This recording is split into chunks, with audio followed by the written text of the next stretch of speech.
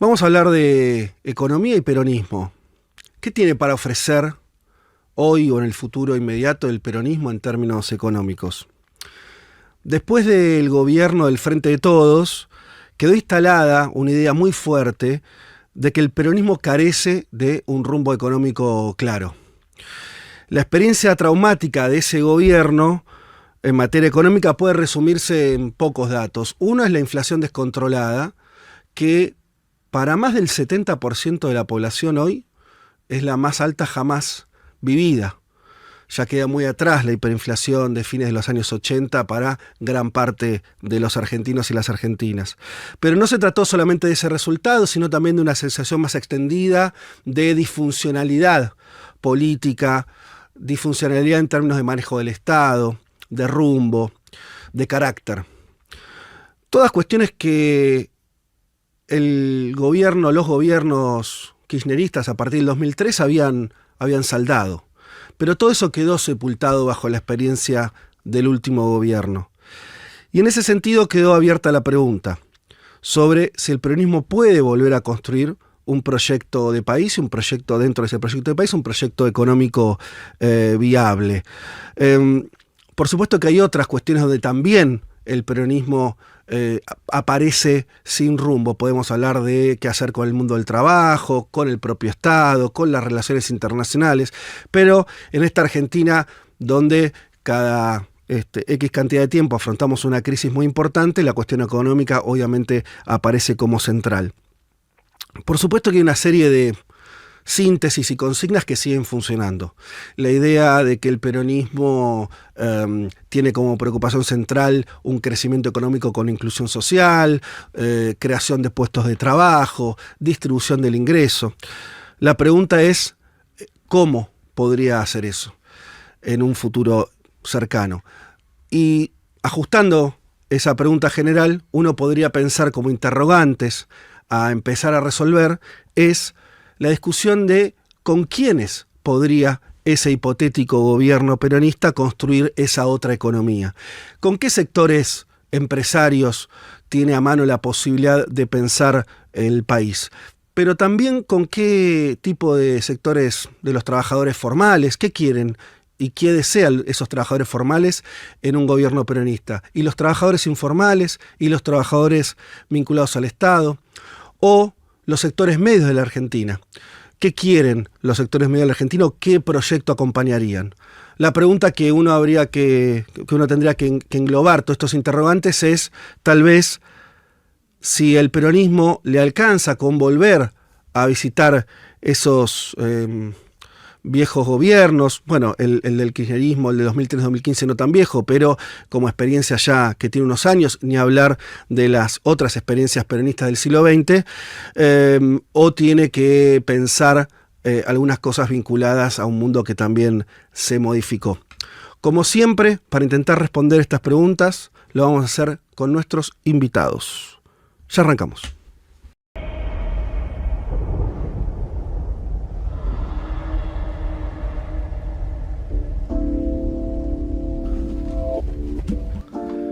Bueno, muy buenos días para todas y para todos, buen domingo. Ya hay mucha gente sumándose a esta transmisión desde nuestra aplicación, desde nuestra web y también desde nuestro canal de YouTube, así que sean todos bienvenidos. Voy ya directamente a presentar la mesa con la cual vamos a intentar responder un poco esta pregunta, por lo menos acercarnos a algunas respuestas respecto de qué tiene para ofrecer, para proponer presentada la mesa. La idea es de acá hasta las 12 estar discutiendo economía y también siempre en dos andariveles, un poco en relación a qué país tenemos hoy en términos económicos, y sobre todo me interesa que nos animemos a indagar, a pensar, no en términos por ahí de plan, que sería por ahí un poco absurdo, pero en términos de líneas generales de qué puede ofrecer el peronismo o qué problemas debería pensar el peronismo de cara a un próximo gobierno, un intento de recuperar el poder político, decía yo en la introducción, viniendo de una situación muy paradojal para el peronismo, que es un gobierno al que le fue muy mal, ¿no? Yo siempre que converso con gente un poco más chica que yo, que tengo 45 años, o sea que hay mucha gente ya que tiene menos de esa edad, es impresionante cómo los años pasan y lo que para uno es una experiencia cercana, para otros es una experiencia ya lejana, por lo tanto todo eso funciona distinto, pero la gente que tiene, hasta mi edad al menos, hasta 40 años, la experiencia peronista son los gobiernos de Néstor Kirchner y de Cristina, ¿no? Como ideas, que fueron gobiernos, más allá de, ahora discutiremos alguna cosa, pero que tuvieron resultados económicos, ¿no? Que resultados positivos. Y eso contrasta mucho con lo que fueron los últimos 4 años de ese gobierno de Alberto Fernández, también de Cristina, el Frente de Todos, bueno, etcétera. Y ahí, bueno, creo que funciona una cuestión compleja. Pero lo primero que, casi obligado también en términos periodísticos, consultarles, y me parece un buen punto de partida también para nuestra conversación, es: ¿ustedes ven hoy algo así como un modelo de este gobierno? Si no le queremos llamar modelo, un rumbo. Yo le encuentro que me dicen dos cosas los economistas. Por un lado, algunos creen que sí, que tiene un rumbo claro respecto a qué intereses quiere defender, a dónde quiere llevar la Argentina. Y otros dicen, no, mira, esto es una ensalada donde van para un lado, para el otro. No hay una estrategia. ¿Qué balance tienen ustedes de este año y medio ya casi de gobierno de Milei que nos sirva como disparador para después pensar otras cuestiones? ¿Quién arranca? El que quiera. Métale, Felipe. Beatriz, entonces. Beatriz, entonces, o yo, no sé, lo que vos digas. A mí me parece que la convocatoria a nosotros tres es una clara lectura de las diferencias que tenemos para ejercer e implementar un modelo peronista. Es decir, a mí la verdad hablar de Milei el último año y medio... Te aburre, director. No, sí, ya está, ya me agota, digamos. ¿No? Para mí no tiene sentido. Ajá. Y sí me parece importante la construcción que necesitamos para tener un gobierno peronista. Y además un gobierno peronista que tenga un modelo que lo sustente. Que como vos medio dijiste en la introducción, tiene que tener producción, trabajo, distribución del ingreso. Sí. Es decir, todos comemos, todos vivimos, sin meternos en las diferencias que pueda haber económicas entre un sector y otro. Pero a mí me parece que es muy importante, desde siempre, desde que volvimos a tener democracia, es el ejercicio de la memoria.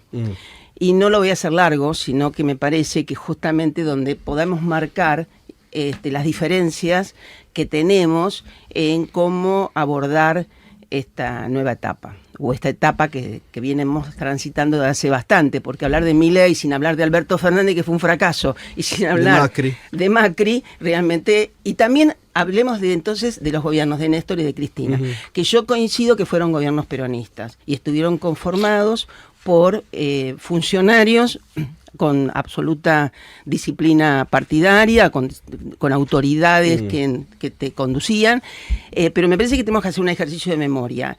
Y en ese ejercicio de memoria me parece que hay una etapa que es dual de Néstor, muy virtuosa y que logra salir adelante, pero me parece que tenemos que hablar de los errores y de las virtudes de Cristina en materia económica. No me meto en el resto porque estamos hablando de qué modelo económico necesitamos.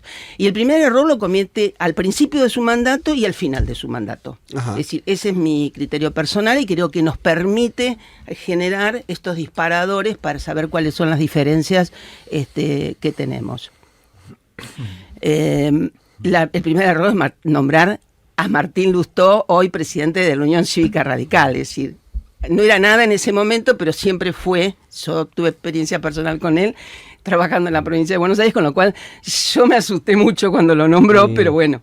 ¿En qué contexto lo conocías en la provincia de Buenos Aires? Porque yo tuve a cargo el comercio exterior de la provincia de Buenos Aires en la época de Solá. Ah, de Solá. No, de Solá. El ministro de Producción, creo, ¿no? Claro, reemplazó a Lopetegui, que era el ministro, claro. Y entonces pasa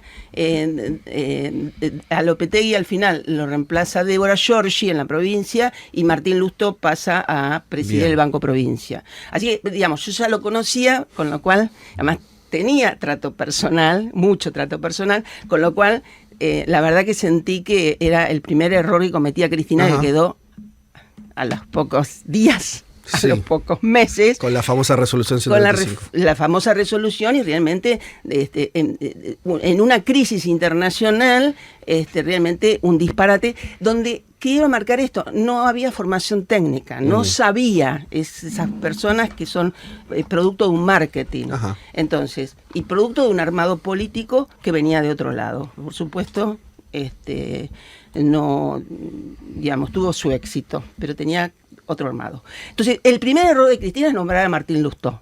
Sin ninguna duda, no voy a hablar de eso porque está a la vista, es decir, que empieza su mandato con un error en a quién le daba la conducción de y la responsabilidad del modelo económico. ¿Y cuál crees? Perdón que ya te metiste ahí como... eliminamos ese intento de preguntas sobre Milei. Igual después voy a volver para que me digan alguna cosa en relación a si bien rumbo no hay actual, pero tomando lo que vos decís, Beatriz. El nombramiento de Lustó, más allá que sea un error, ¿a qué lo adjudicas? Digo, ¿cuál era la intención de ese nombramiento? No te lo puedo decir, digamos. Okay. No sé, era alto, lindo y lo presentó Alberto, ¿no? Y lo presentó Alberto. Ajá. Me parece muy buena la acotación. Okay. Perdón. No, pero lo presentó Alberto. Okay. Y Solá le dio la manito también. Sí, pero... así que bueno, digamos, era un seductor. Ajá. Era un gran seductor. Tenías que conocerlo realmente en el día a día para saber por dónde fallaba. Perfecto. Entonces, la primera falla era que no tenía ninguna solvencia técnica. Se dan, viste, esas cosas que parecen todos iluminados, pero las luces se apagan enseguida. Cuando no tenés buena forma, además experiencia, digamos.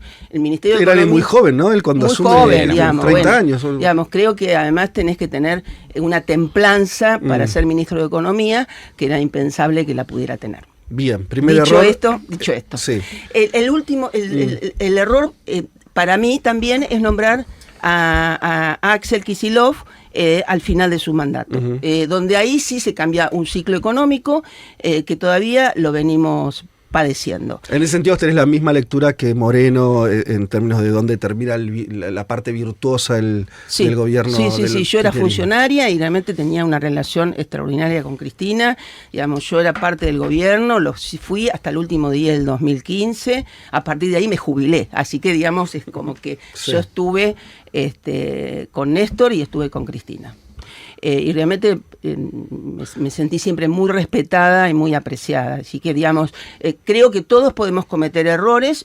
Creo que el primer error fue Martín Lustó, el último error fue Axel, porque también no tenía ni la solvencia ni la templanza. Hay cuestiones que realmente, si vos entras a un gabinete y decís alguna devaluación, y bueno, rompes todas las variables. La medida, así como fue la 125 de Lustó, entiendo que la medida que no te gusta yo de marcaría Axel, que es la devaluación. La devaluación de 2014. Claro, fue improvisada e innecesaria.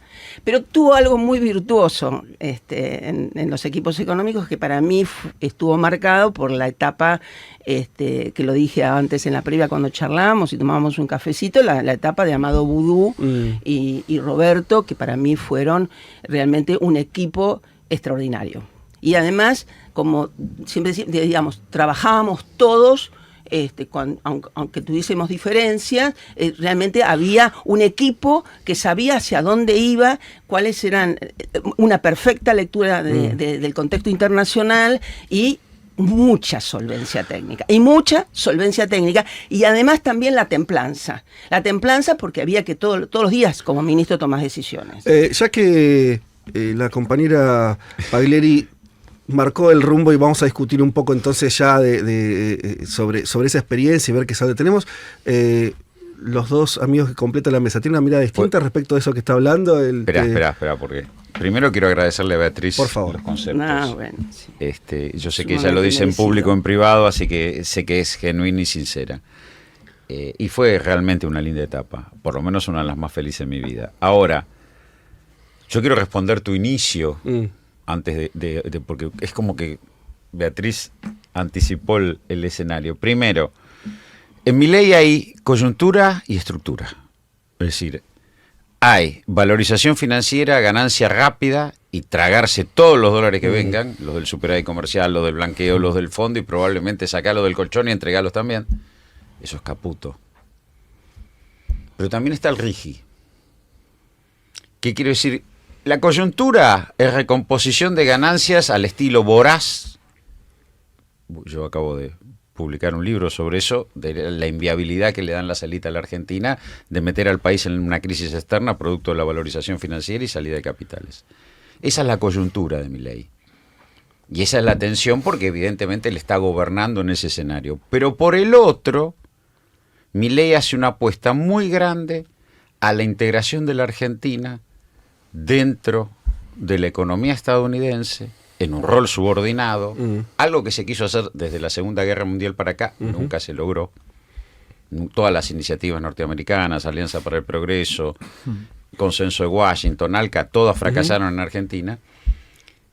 Y lo hace desde, bueno, obviamente el régimen de incentivo a las grandes inversiones, que teóricamente tendría que proveer un flujo de fondos extraordinario, a partir de dos condiciones: la consolidación política de Milei, elecciones legislativas, y el levantamiento total y absoluto de las restricciones cambiarias, porque acá hubo un levantamiento parcial del cepo a personas humanas y algunos casos.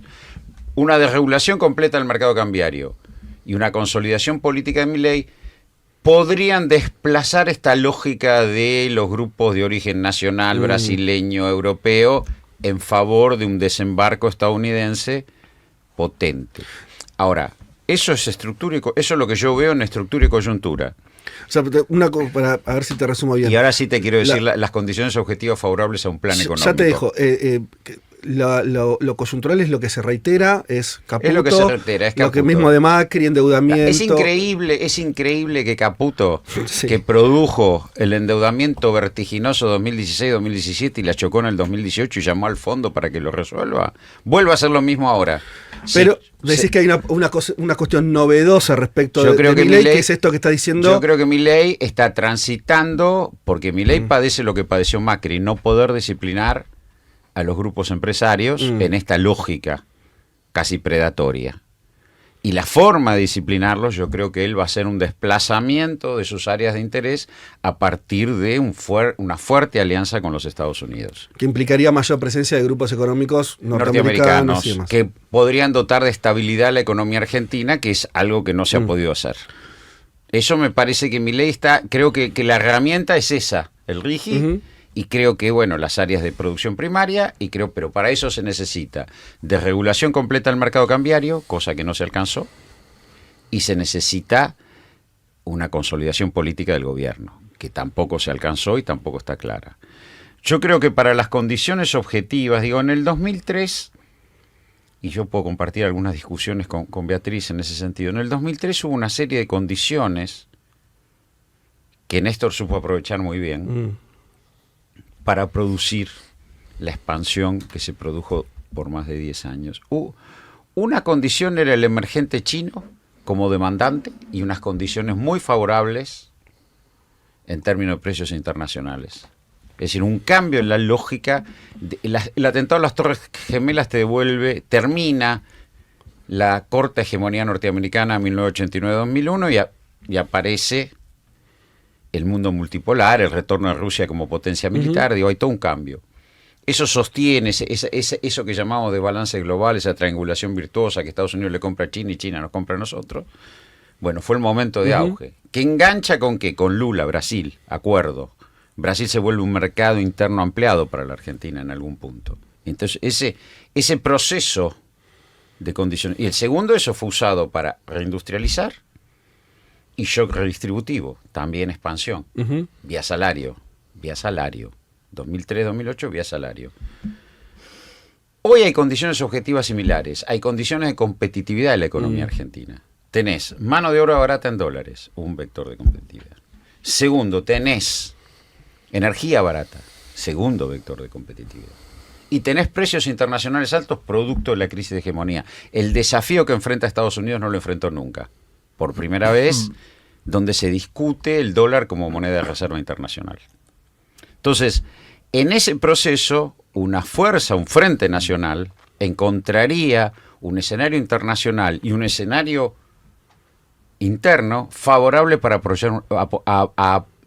apostar a una propuesta de expansión. ¿Por qué? Porque tenés dos vectores de competitividad internacional, la energía te cambia esa lógica, y tenés la posibilidad de que la crisis de hegemonía, que siempre le vino bien a la Argentina las crisis de hegemonía, desarrollar una alternativa. Ahora, Milei lo ve también eso, y es lo que está ofertando a los Estados Unidos. Claro. Ahora, me parece que nosotros no podemos vertebrar un frente nacional, no podemos porque no podemos. No estaríamos pudiendo todavía, pero no sé si querés... Ahora, si querés contestar lo de Eso, Beatriz, eso. ¿querés que me haga cargo también de sí? Yo coincido en lo de Lustó, no coincido en lo de Axel. A ver. Yo creo que Axel arranca con una devaluación, 28% de devaluación, nunca es lo mejor que puede pasarle a un ministro de Economía cuando llega, lo hace en el 2014. Pero ahí vos tenías, primero, lo que hablamos de la energía, es decir, la expansión, encontraba un límite externo fuerte. Sí, Argentina tenía que importar cada vez más Cada energía. vez más energía le sacaba reservas. Sí. para sostener el nivel de producción. Eso por un lado. Por el otro, habías tenido un jaque a la reestructuración de deuda que te ponía en discusión el frente financiero o el programa financiero. Recordemos el tema, era el momento del juicio a los buitres, o el juicio de los buitres. Ahí nosotros, cuando fuimos a fines del 2009, tengo que necesariamente contar una anécdota de gestión, con Amado a Estambul, la Asamblea del Fondo, ahí definimos una hoja de ruta que es la que vamos a llevar adelante del sector externo, que era el segundo canje, el arreglo CIADI Club de París. Recibimos apoyo de DEC y de DEC del Fondo y Banco Mundial, y conseguimos una masa crítica de $5.000 millones de apoyo, más 6.000 que tomamos de las reservas excedentes para el Fondo de Endeudamiento, y cerramos un programa financiero por 2 años.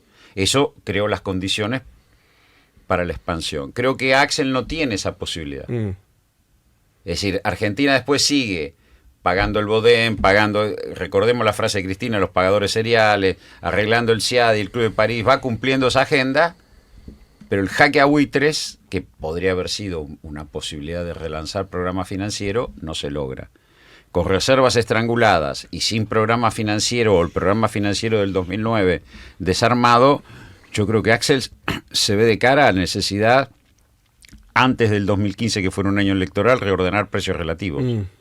Y lo hace, y después se termina entregando un gobierno en condiciones, de hecho Scioli pierde por un punto el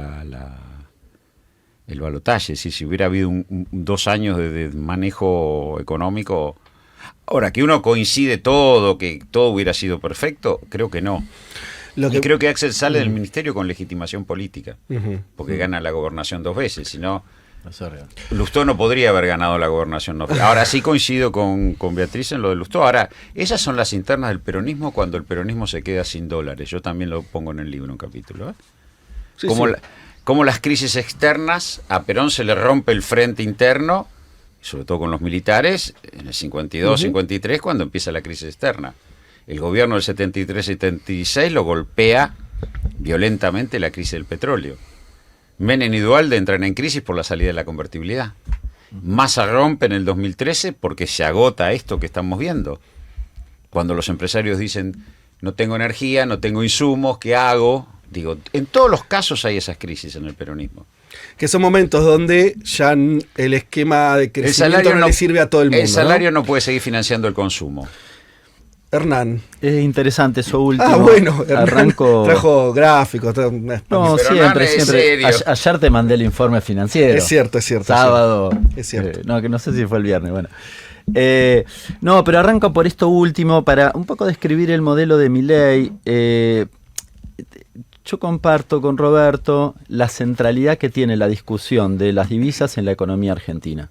Que el gobierno no lo pone en la centralidad de sus debates. Dice, cuestión fiscal, pero todo lo que hace lo hace en relación a si tiene dólares o no tiene dólares. Y por eso llama corriendo al fondo, por más de un año de ajuste fiscal. Es muy consciente de esa dificultad que tiene en particular, y es más, evidentemente va y tiene en la cabeza un modelo, yo sí creo que tiene en la cabeza un modelo, que arranca sustentado en clave, si querés, política, en la necesidad del ordenamiento macroeconómico de la Argentina, que lo había. Sobre eso viene a romper todo.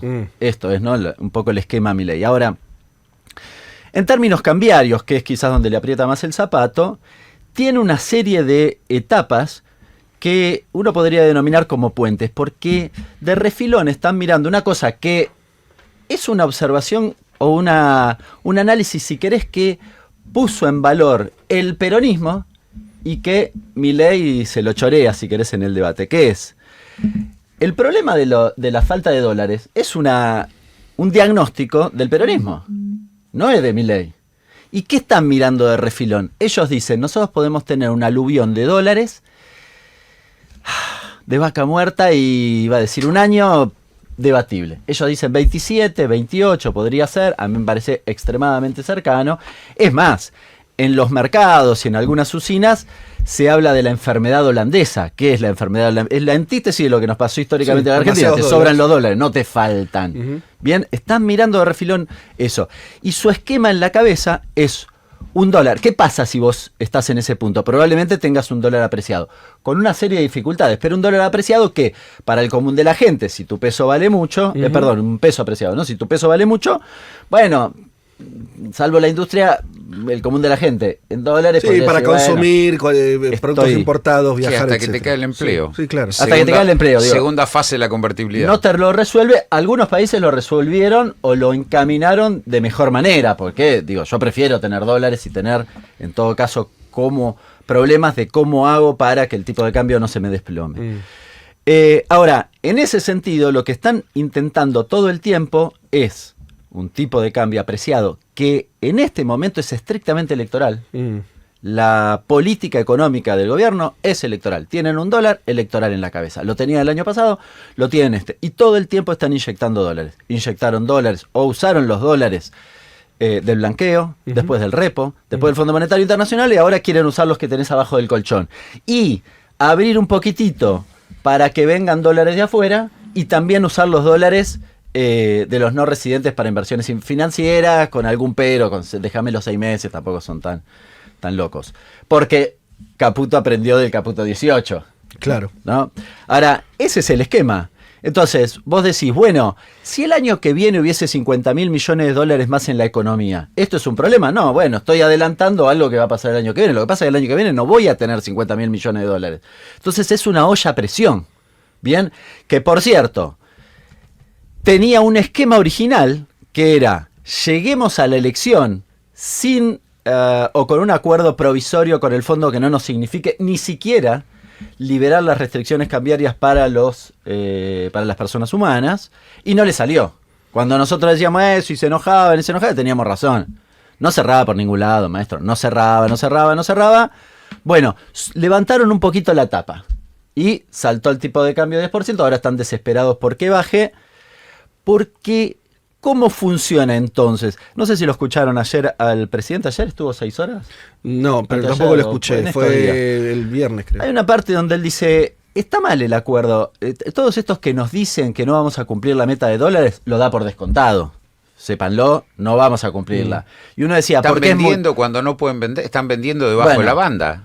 ¿Por qué Cuando no va a pueden cumplir? vender. Porque no le importa y espera un waiver. En realidad, dice Milei otra cosa. Dice, en realidad, eso es una cláusula que teníamos antes de que ellos nos dieran 12.000, lo cual confirma que el acuerdo original era por 8, le terminaron dando 12 y que eso quedó por error. Parece un poco tirado de los pelos, pero lo cierto, ¿por qué lo traigo? Porque consideran que la cantidad de dólares que tienen, dólares prestados, esto es muy importante, dólares no son tuyos, pero con esa cantidad de dólares ellos pueden hacer todo este proceso. A ver, en términos teóricos, si nadie fuera a reclamar sus dólares de acá al 2035, podría funcionar. Bueno, ¿Se entiende? Sí, se entiende. Hay una cosa rápida y ya nos vamos de Milei. Quiero volver a que... Ahora permíteme una cosa.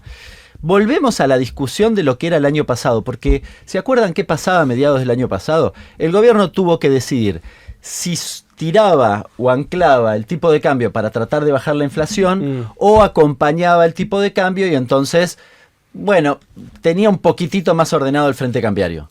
Eligió la primera.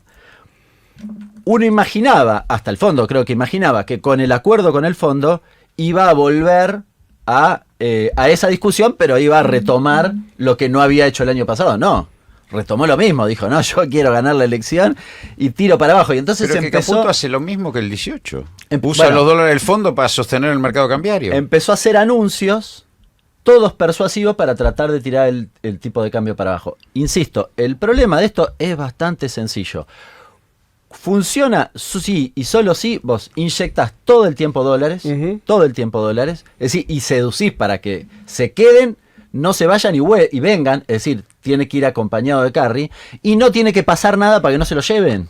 Sí, algún evento extraordinario. O aumento de la tasa de interés de Estados Unidos, etc. Estos mismos tipos digan, che, ya está. ¿Qué dijo JP Morgan? JP Morgan dije, sí, hagan tasa, hasta agosto. Sí, estamos discutiendo tiempos en definitiva, ni siquiera dólares, porque la presunción es que los dólares tarde o temprano se van a ir. Última que quería, vinculado a todo lo que acaba de decir Hernán y ustedes esbozaron. Hay algo que a mí me pareció un poco, que es si Milei o este gobierno en algún punto no están queriendo ir de alguna manera en cuotas o de algún tipo de dolarización. Cuando digo dolarización es que directamente no, un país dolarizado, después cualquier proyecto industrial, todo, bueno, se complica muchísimo. Ningún país que abandonó más. su moneda en la historia pudo volver hasta ahora. Eso lo ven como lo siguen viendo como imposible. En general, a la gente que yo le pregunto, Contale a los griegos, dicen que no puede ocurrir. Si me permitís, sí. Porque a mí me parece que hay que ir atando algunas cuestiones y yo continúo con el ejercicio de la memoria. Vaya. Porque él dice, pierde Scioli por un punto. Sí. ¿Y por qué pierde Scioli?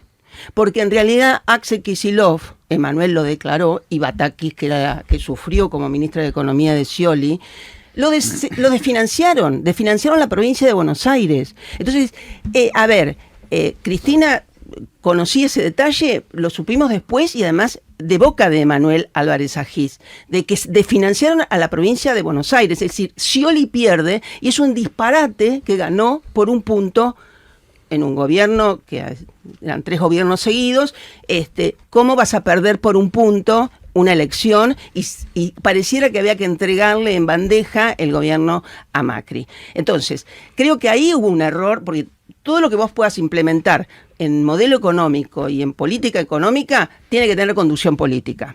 Ahí la conducción política o falló por desconocimiento, porque no sabía que estaban haciendo eso, pero después hubo un error declarado, relevo de pruebas, confesión, relevo de pruebas. Confesaron que lo desfinanciaron y desfinanciaron la provincia de Buenos Aires frente a una elección que era difícil, porque después de 3 gobiernos y de todo el proceso de distribución del ingreso, de producción, de crecimiento, vos podías tener crisis en algún momento, pero podías hacer un gobierno que realmente... A lo mejor Cristina en los últimos 2 años le costó cambiar de un modelo a un modelo de oferta en lugar de un modelo de demanda. Entonces, en realidad, otra cosa gravísima es que se perdieron las elecciones de Scioli, que Zanini era el compañero de fórmula, se perdieron por culpa del Ministerio de Economía de la Nación. Con lo cual, para mí esto es tremendo. Entonces, Batakis lo sufrió. Eso, perdón, lo decís por una cuestión, viste, siempre es muy Porque no es difícil. solamente la devaluación. Yo te digo, acá Sí. me parece que algunos jugaron a decir yo tengo tiempo político, Claro. y los demás se quedan atrás. Sí, Entre ellos Cristina, digamos. Pero, la verdad, Cristina sí. termina un gobierno con muchas dificultades. Fue malo el gobierno, la gestión de Axel, por más que lo quieran pintar de lo que lo quieran pintar, y hago este ejercicio de memoria clarísimo. Se perdieron las elecciones de Scioli y fue Macri presidente porque el Ministerio de Economía desfinanció a la provincia de Buenos Aires, que el gobernador era Scioli, el candidato a presidente, y lo sufrió y lo declaró tanto Batakis como sufriendo en el Ministerio de Economía esa desfinanciación. Déjame decirte una cosa. Y además, en este ejercicio de memoria, no dejemos de lado a Guzmán y a Alberto Fernández, porque esa negociación de Guzmán fue otro disparate. La negociación con los fondos. Con los fondos y digamos, con el el sector fondo, privado y con tanto el con el fondo. fondo. La Con todo. reestructuración de deuda. Exacto, digamos, fue un desastre. Una sola cosa y ya te Entonces, dejo. digo, si no ponemos, porque parece que hablamos en difícil y hablamos de Milei hasta que parece que tiene posibilidades, yo no pienso meterme en esa discusión. La verdad, creo que hay que meterle para adelante y saber y poner en la mesa, porque tenemos diferencias. Es decir, el planteo, es decir, ¿cómo hacemos un modelo peronista? No es Milei. ¿No es cierto? Sí. No es Milei. Hay un contexto internacional que a mí me parece que, al revés de la lectura que se está haciendo, o queda implícita, yo creo que tenemos posibilidades de hacer un modelo peronista de industrialización. Que la industrialización, mira, además, exacto, no y además lo acaba de decir, nuestro nuevo Papa, donde, bueno, ¿por qué me pongo León XIV o por qué elijo León? Porque en realidad León XIII se enfrentó la Rerum Novarum, pero además enfrentó esa crisis industrial y nosotros ahora también tenemos que enfrentarla. Entonces, a mí me parece que esto hay que tenerlo en cuenta. Es decir, ningún modelo que vos vengas con fórmulas y que nadie entienda, lo que hay que poner en blanco y negro es si el laburante tiene trabajo y ese trabajo es remunerado de manera justa. ¿Cuál es la justicia? Es que los pibes vayan al colegio, tomen el café con leche, coman el pan con manteca, el industrial vaya a la fábrica, el obrero vaya a trabajar. Y también creo que en ese sentido, una de las cosas que sufrimos en el último periodo, que también para mí fue una experiencia muy fuerte, los sindicatos tienen que tener claro que la presencialidad teníamos. Al final del mandato de Cristina, un 20% de ausentismo. Esto también lo quiero poner en la mesa porque para mí es fundamental en el rol del sindicalismo en pro de la industrialización. Quería marcarte dos cuestiones. Quiero aclarar que yo dije que hay condiciones objetivas internacionales para implementar un modelo peronista. Una cosa que quería meter respecto a la elección. Yo lo entendía, pero a veces me parece que hablamos para nosotros y me parece que tiene que quedar en blanco y negro hasta dónde podemos, donde tenemos claro el panorama internacional. Quería solamente marcar y ver si Hernán o Roberto lo ven así o distinto o les parece lo mismo que Beatriz.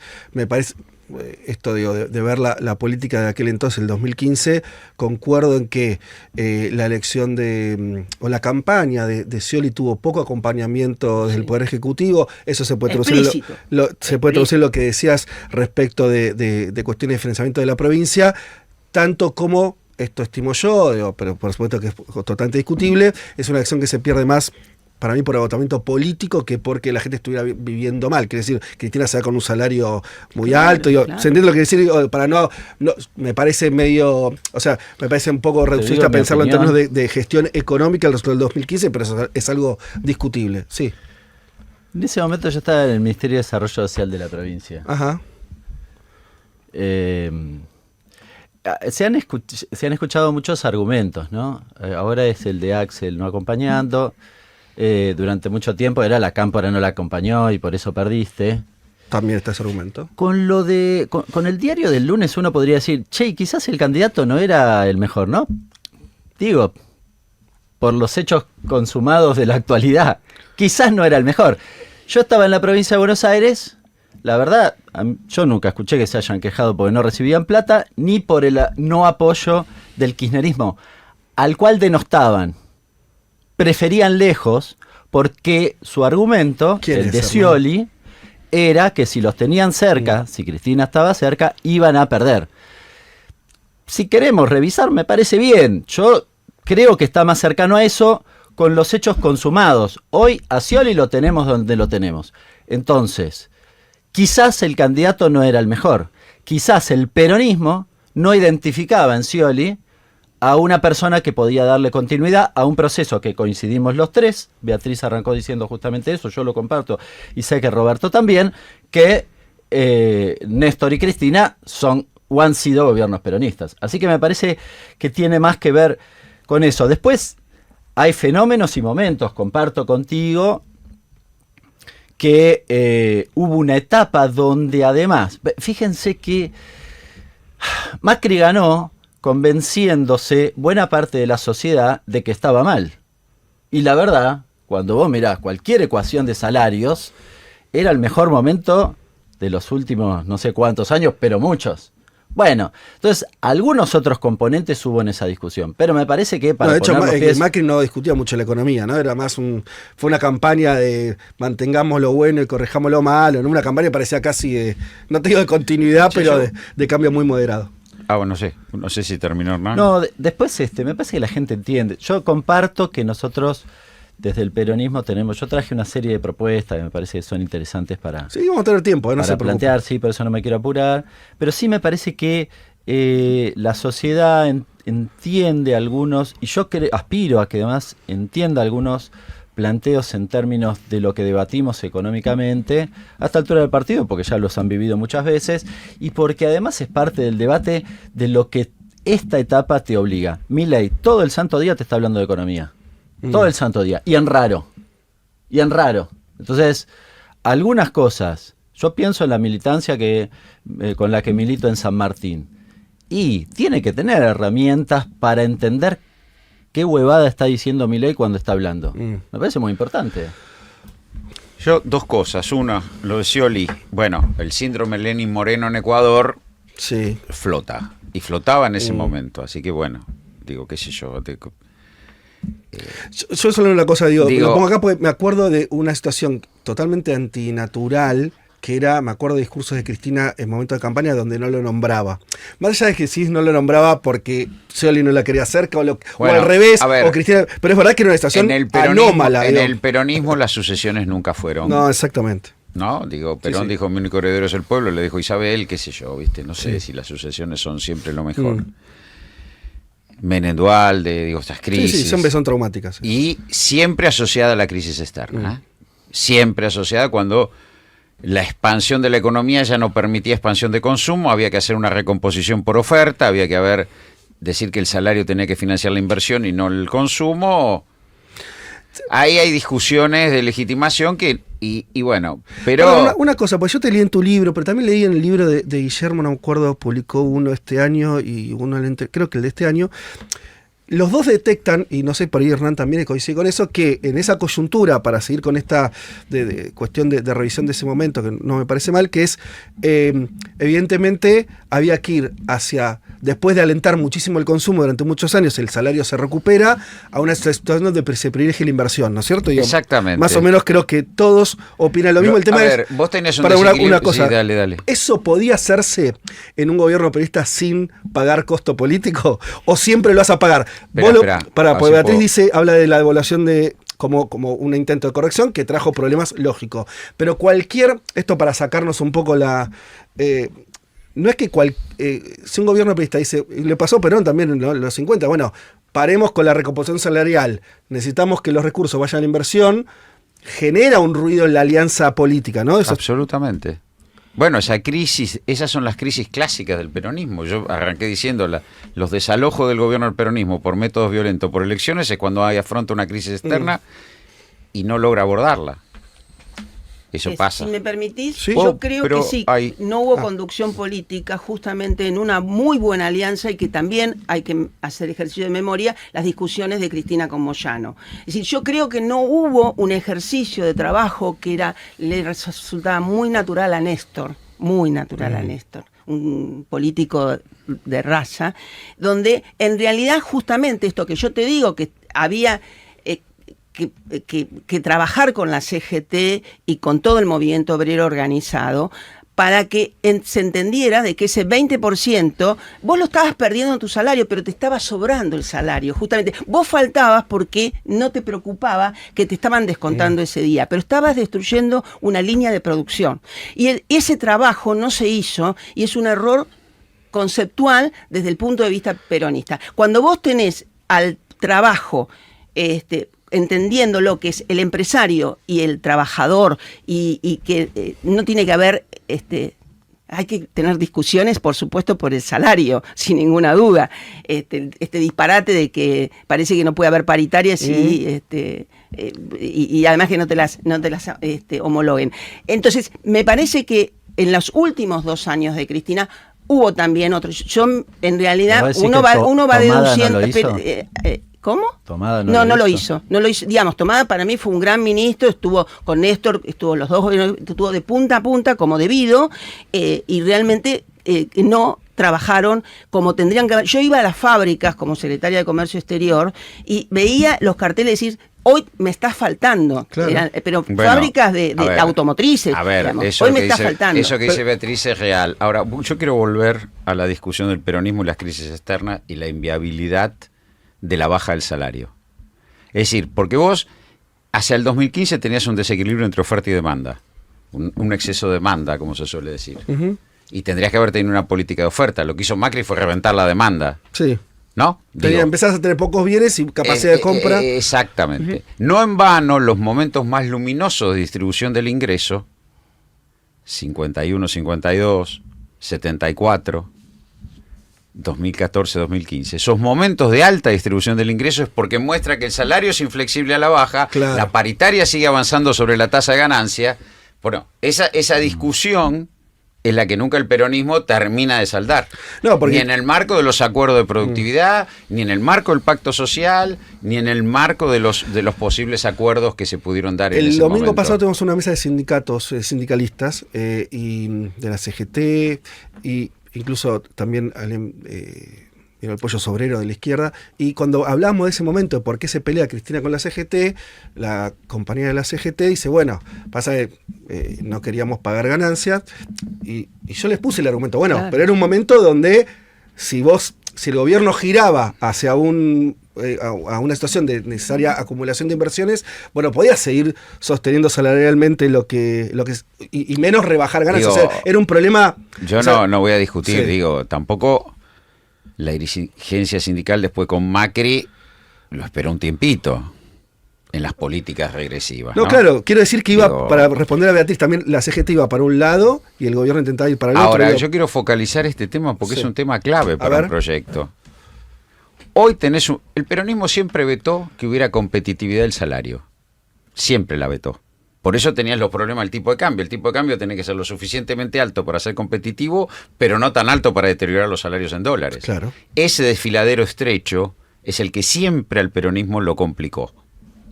El exportar autos a Brasil con el ESMATA bien pago fue un gran logro, 350.000 autos por año.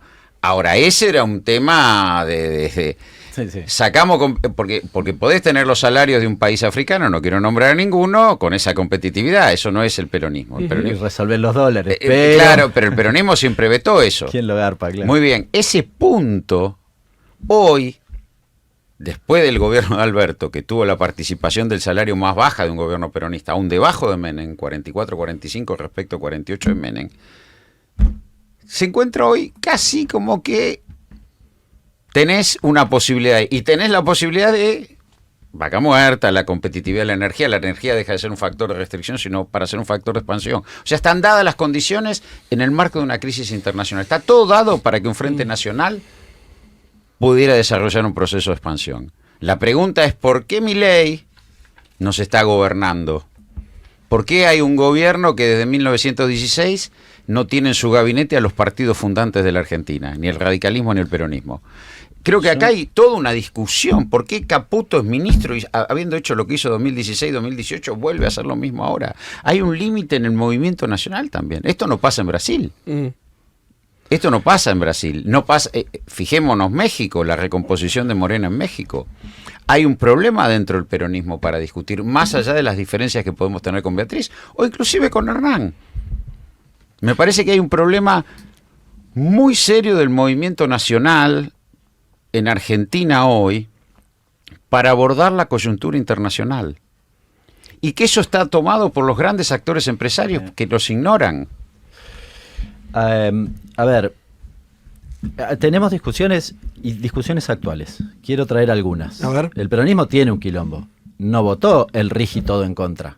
No. Este es un primer problema muy grave. Constitución del 94 muy mediante. Grave, porque comparto con Roberto que eso es una definición de cuál es el futuro que tiene la Argentina o que no tiene la Argentina. Por suerte tenemos esos recursos, podríamos no tenerlos, sería muchísimo más grave.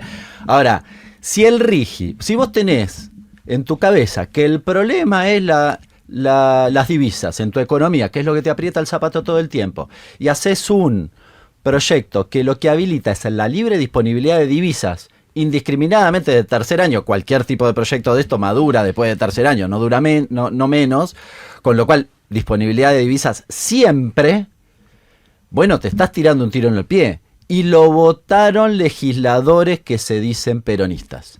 Esto es un problema para un proyecto político desde el peronismo. Y a mí me preocupa, en clave de los desafíos que tenemos por delante, algunos. Reforma laboral que está escrito en la hoja de ruta del Fondo Monetario. Reforma tributaria, que ahora la quieren hacer.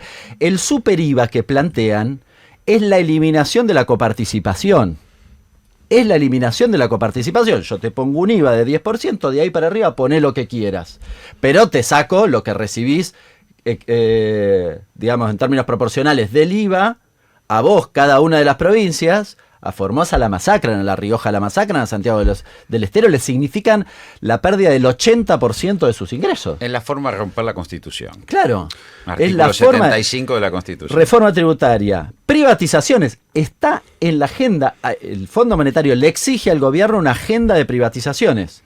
Ajustes fiscal. El año que viene tenés que ajustar para el 2026 un punto del PBI solo para pagar intereses. ¿De dónde salen? Reforma previsional que se está discutiendo hoy en el Congreso. ¿Cuáles son los puntos de acuerdo de eso del peronismo? A mí me preocupa esto, porque si vamos a recorrer el camino del Rigi, estamos en el horno, ¿eh? Hago una última pregunta, después de esto nos vamos a una tanda y vamos con la segunda parte del programa, donde sí nos vamos a enfocar ahora sí en cuestiones más propositivas, de escenarios futuros y demás, donde también ojalá parezcan coincidencias y diferencias.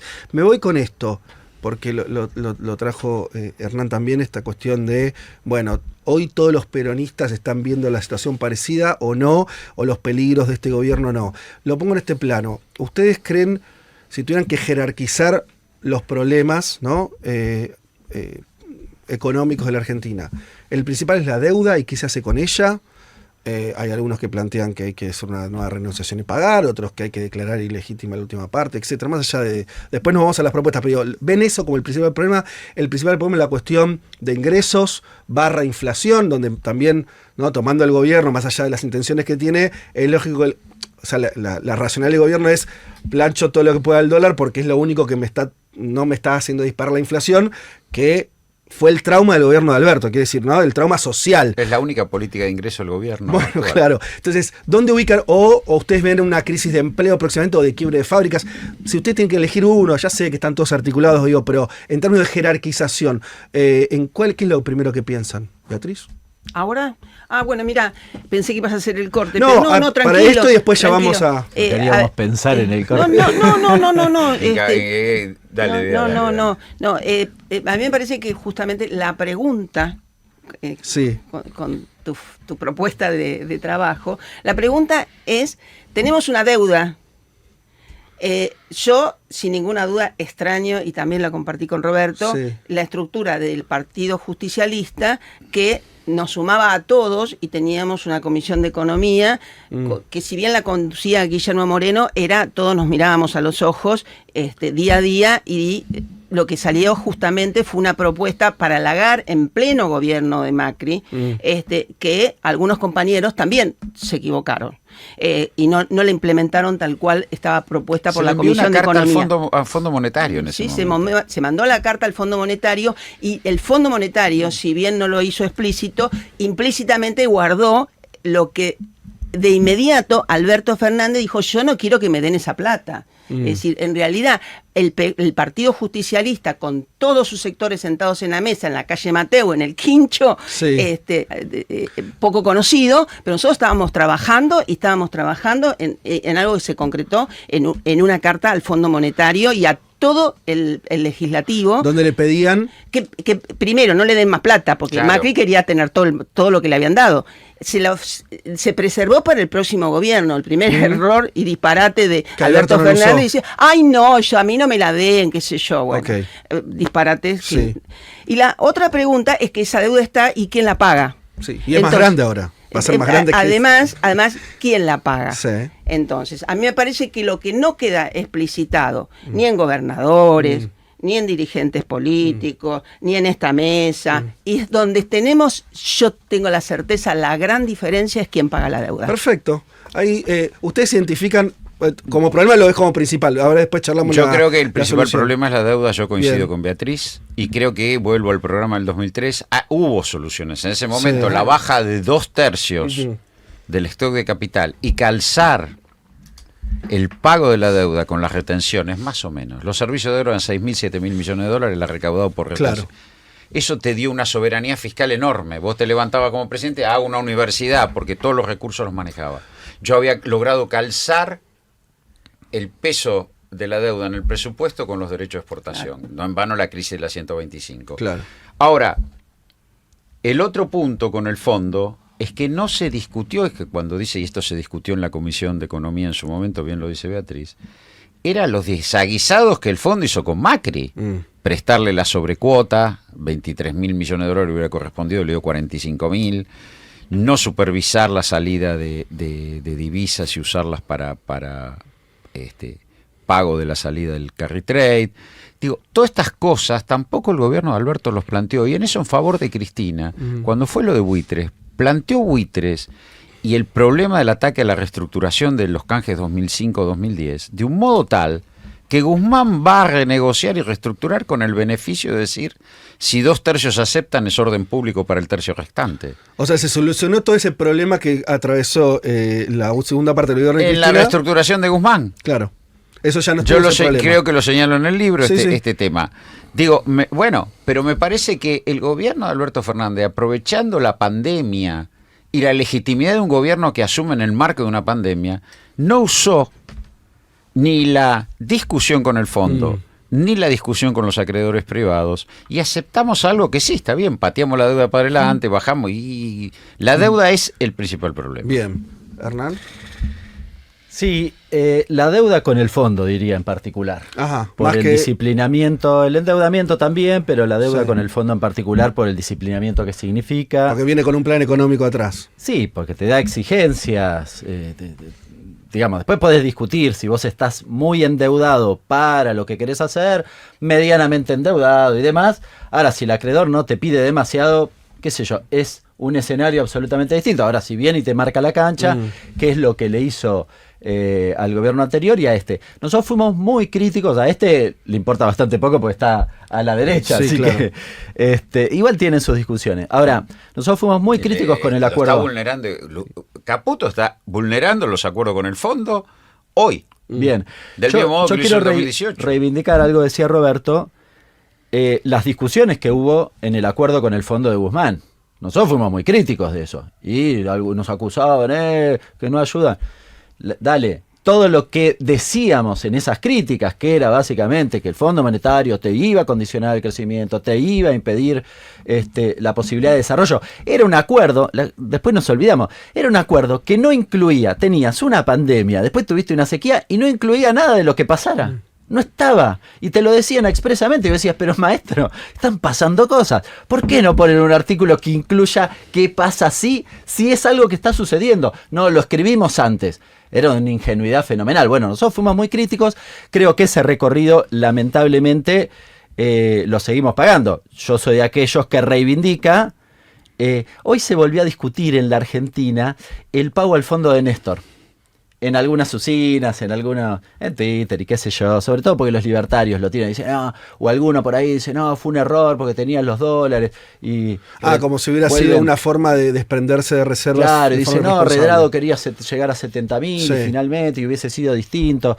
Yo quiero reivindicar ese hecho. Fue de una soberanía fenomenal en materia económica. Todo lo que pasó después se pudo hacer porque se hizo eso, y se hizo, es más, en coordinación con Lula. No lo digo porque, uy, qué copado. Lo digo porque había una decisión política que no hubo en la renegociación del fondo del año 22. Ahora también se mandaron cartas, no solo al Fondo Monetario, sino también a los acreedores. El Partido Justicialista lo hizo. Y de hecho, una cosa que trascendió poco, pero salió en una nota de Bloomberg, es que la mitad de los directores del Fondo Monetario Internacional cuestionaron fuertemente, después evidentemente alguien los apretó o los convenció. Los europeos. Sí, los europeos cuestionaron siempre. Y dijeron, no se está cumpliendo el punto 4 de los criterios de acceso excepcional. ¿Qué es eso? Bueno, cuando vos superás ampliamente la cuota que te da el Fondo Monetario, tenés que cumplir 4 cosas adicionales. La cuarta es que tengas apoyo institucional. Y esos directores decían, che, va por DNU, es una locura lo que están haciendo, no tiene sentido, y encima tenés el principal partido opositor diciendo que va a desconocer la deuda. Es cierto que eso no trajo de manera inmediata un debate de cara a la sociedad. Ahora, no es menos cierto que eso está ahí. Y yo aspiro a que se retome en un futuro. De hecho, no recuerdo ningún... sobre el fondo es un tema importante, pero también es importante el stock de deuda heredado de Macri, porque se renegoció con baja de interés y con una quita muy moderada, y tenemos vencimientos que, y acá también lo que dice Beatriz, como yo te decía, Néstor pagó con retenciones, o digamos ese ciclo. Yo creo que el acuerdo con el fondo es un acuerdo, obviamente, muy gravoso para la Argentina, y creo que la cohesión para enfrentarlo es clave. Es muy clave, porque si no, no hay... Y hay una cosita muy chiquitita. No es suficiente solo... A ver, podemos no tener al fondo. Sí. No resolves todo. No, los No, acreedores privados Digo, no es menor, La cuestión de... Pero incluso con la cuestión de la deuda. Digo, el peronismo sí se debe a algunas discusiones y consensos respecto de los principales aspectos de la vida económica y de la macro en particular. Monetario, fiscal, cambiario, diría. Hace eso vamos... Si tenés bien el sector externo, eso se secundariza. Es más fácil. Bueno, se es más fácil. secundariza. Vamos a charlar sobre eso en el próximo bloque, y también sobre miradas que, además de estas cuestiones tan pesadas, fundamentales y reiterativas en nuestra historia, si ustedes también ven necesario enfocar algunos problemas económicos más de nuevo tipo, los nuevos vínculos laborales, qué es industrializar hoy en el 2025, si lo mismo a la industrialización de hace 20 años o 30, etcétera. Una serie de cuestiones interesantes ya para pensar entonces en clave de futuro. Hacemos una muy breve pausa, hay muchísima gente escuchando en vivo este programa, así que aguanten unos segundos nada más y ya volvemos. En realidad, Aquí estamos de vuelta con la pregunta. Muchas gracias por esperar del otro lado. Tengo para contarles 2 cuestiones antes de volver con la conversación. Últimos días para visitar el stand de Futurock en la Feria del Libro. Ustedes saben, tenemos nuestro propio stand de la editorial. Futurock es el stand 312 del Pabellón Azul. Y hoy, además, domingo 11 de mayo, a las 18 horas, va a estar Julia Mengolini firmando Las Caras del Monstruo, su libro. Y tengan en cuenta que entonces hasta el 12 de mayo tienen tiempo para visitar la feria. O sea, nada, que están quedando casi horas de la feria. Les diría que los que no hayan ido aprovechen. Hoy domingo va a ser un día lindo de la feria. Además va a estar Julia también ahí en el stand, y pueden acercarse a conocer las novedades editoriales nuestras y de toda la feria, que la verdad que está este año está teniendo, a pesar de todo, una vida muy interesante, mucha producción, muchas editoriales también independientes, de todo tipo, así que a la hora de buscar libros y de leer, también está bueno siempre acompañar la producción intelectual argentina, que es muy vasta, así que les aconsejo que se acerquen por la feria. Hasta entonces vendría a ser el martes, no, el lunes 12 es el último día de la feria, aprovechen hoy si quieren también. Y mañana lunes 8:30 en Junta, nuestro bar, vamos a estar proyectando una peli que se las recomiendo mucho a los que no la hayan visto, y los que la hayan visto y quieran verla junto a otros, es ideal. Estamos hablando de Un completo desconocido, la película basada en la vida de Bob Dylan. Es una producción, una peli reciente, que tiene una cosa espectacular. Le comento esto nada más para los que no la vieron. Todas las escenas donde está cantando el actor que hace de Bob Dylan es el mismo actor cantando y tocando la guitarra, una destreza espectacular, y además la película es súper interesante, incluso para los que no son... Yo no era fanático de Dylan, pero la película la verdad que es impresionante.